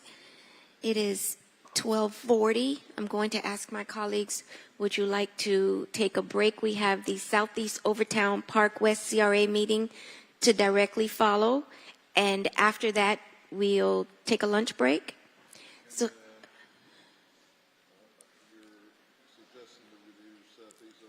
yes. It's quick meeting. Supposed to break at 12, but if it'll be 5 minutes, I could stay 5 more minutes, but yes. I have to go. So the City of Miami Commission meeting for May 23rd, 2024 is now in recess, and the Southeast Overtown Park West. Can I just bring something else up real quick? Sure. That's important. And as long as it doesn't cut into your 5 minutes of the CRA meeting. I respect that. Pull your mics. You know, I respect that everyone's opinion here, and I always do, whether we agree or disagree. However, when I believe it was Mr. Elvis Cruz talked about all the people that were supporting not having the billboard stand up, I thought I was being helpful to him by acknowledging what it seemed to me was to count about 25 to 30 that stood up. Certainly, whatever the video that we took doesn't lie. Now, I'm sorry if there were some here that are upset. Those that were the people that stood up. Probably there were another 10, 15 people that came in supporting it afterwards, maybe even 20. But, those were the numbers. Don't take it out on me because that's who stood up. Furthermore, there's only, there were statements made that there were hundreds of people here. We only have 132 seats. And even now, if you look around, you see how many are empty, just like before. So don't take it out on me and something that was a fact. And I certainly did not acknowledge how many people there were here to try to belittle anyone or disrespect anyone. That was certainly not the intention. Now, on something else, and look, many of the statements that have been made in billboards, I agree with most of you. That's not the issue. When we get to that, I'll explain to you what I see the issue is now. But, and I'm not doing this just for this here, but for a lot of this stuff that we hear all the time, that there are petitions that are signed. A petition that was just given that said that there were 1,000 people, neighbors, that couldn't come to oppose the billboards. Well, let me tell you where they're from. Here's one: New York, Hollywood, Florida, Wellington, Florida, Bayonne, I don't know, never heard of it, New York. You could keep going on, Atlanta, Georgia. It goes on and on from Miami Beach, West Palm Beach, New York, Wellington, Florida, Odessa, Florida, Coral Gables, Miami Beach, Annandale, Virginia, Miami Beach, Dallas, Texas, Wellington, Florida. You have Los Angeles, Fort Lauderdale, San Antonio, Texas, Brooklyn, New York, Key Biscayne, Chicago, Fort Lauderdale, Key Biscayne, Coral Gables, Key Biscayne, Fort Lauderdale, Key Biscayne, Asunción, Paraguay, Portland, Oregon. There's so many that I could go on here. Newport Beach, California, Richmond, Texas, Los Angeles, California. You have New York again, Santo Domingo again, Dallas, Texas, Los Angeles, Frisco, Texas, Claremont, Florida, Key Biscayne, Chicago again, Rochester, New York, Delray Beach, Tampa, Miami Beach, Dolantown, Pennsylvania, Miami Beach, Fort Wayne, Indiana, Huntington Beach, California, New York, Tacoma, Washington, Grover Beach, California, San Diego, California, Charleston, Indiana, Drogo Mill, I don't know where that's at in the U.S., Tampa, Florida, Brooklyn, Wakefield, Massachusetts, Orange Park, Florida, Rochester, Minnesota, Katy, Texas, Amarillo, Texas, Atlanta, Georgia, for Danville, California, Houston, Texas, Yorba Linda, California. I could go on and on and on. And this is why when you hear people tell you they got this petitions and stuff, No, ma'am. Please sit down. Please sit down. Are not our local people. And I respect everyone's opinion here. And as I stated, I think many of the things that I've heard here and others that I haven't heard were legitimate reasons to be against the billboards. Madam Chair. Hold on a second. Mr. It's a one-way street for some. It's, I've been respectful for all this time, hearing people, and, I just needed to bring this up. So if we can move on to the meeting now. Commissioner Pardo would like to say Madam something. Chair, the only thing I wanted to say is I encourage everyone to have a copy for themselves. It's largely filled with City of Miami, overwhelmingly. So, I understand. So can we move on to the CRA business? At this point, the City of Miami Commission meeting is in recess. We will return. Wait, let me ask my colleagues. We have a shade meeting. Do you want to take the shade meeting right after lunch, or do you want to come back to the commission meeting and meet after? Shade meeting after the lunch? We do have a time certain item. The supervisor of elections will be here at 3 o'clock. Okay, Todd, we might be finished. We might not be.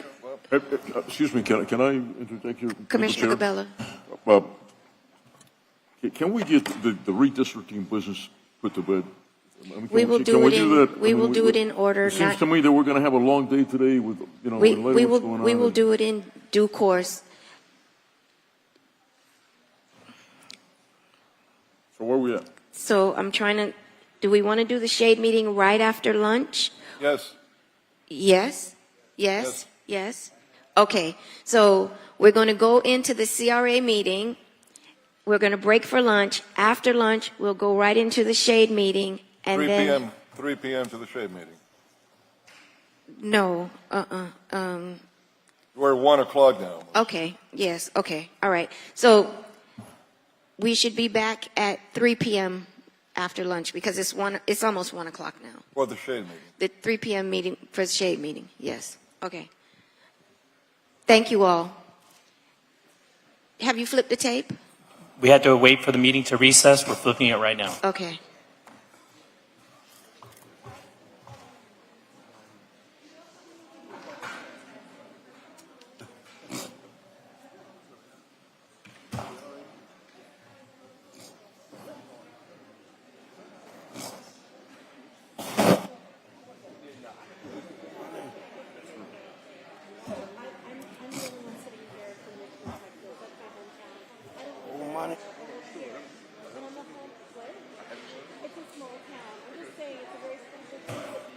Chair King?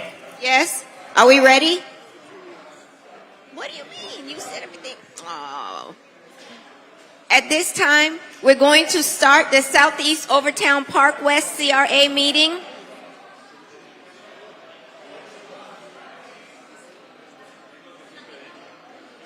Hi, how are you?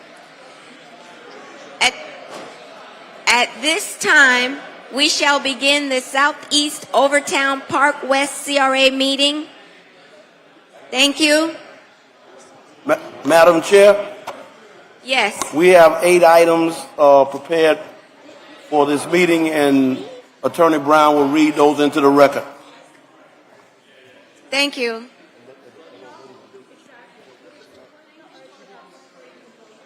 Thank you. You guys go ahead. Item 1 is a resolution by 4/5 vote authorizing allocation of grant funds for the exterior painting and awning replacement at Carver Apartments and shops located at 801 Northwest 3rd Avenue, Miami, Florida 33136. I'm reading that out of order, I'm sorry. Item 1 is a resolution with attachments Exhibit A and incorporated herein, authorizing execution of a professional service agreement with Hood Design for landscape architecture service at the Northwest 9th Street Pedestrian Mall. Item number for an amount not to exceed $295,000. This item has to be modified in that there were some track changes in the item that was uploaded.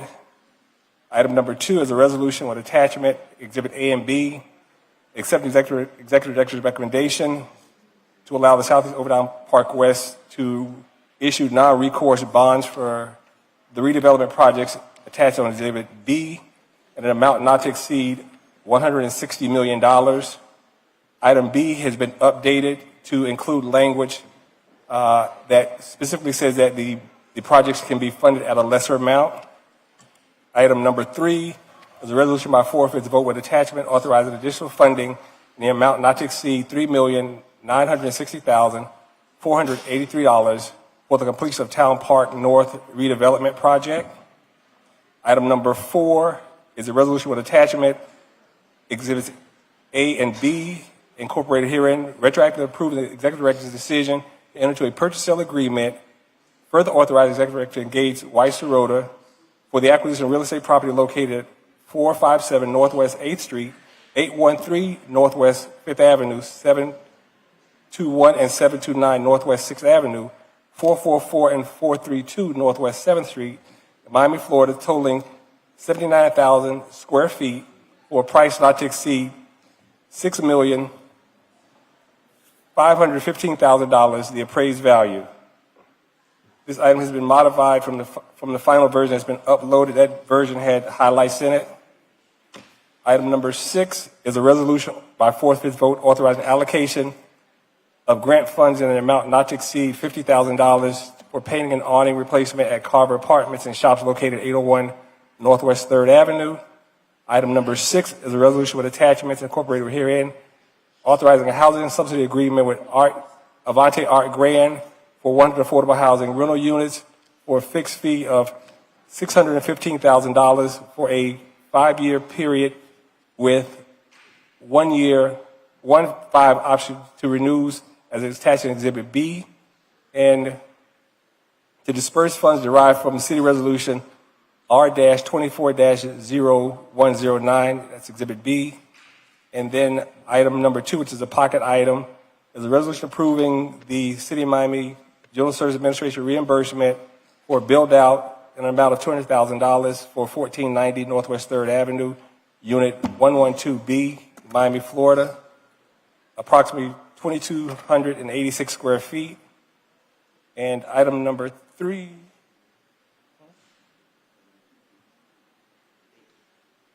item 8. Okay, item 8, right, item 8.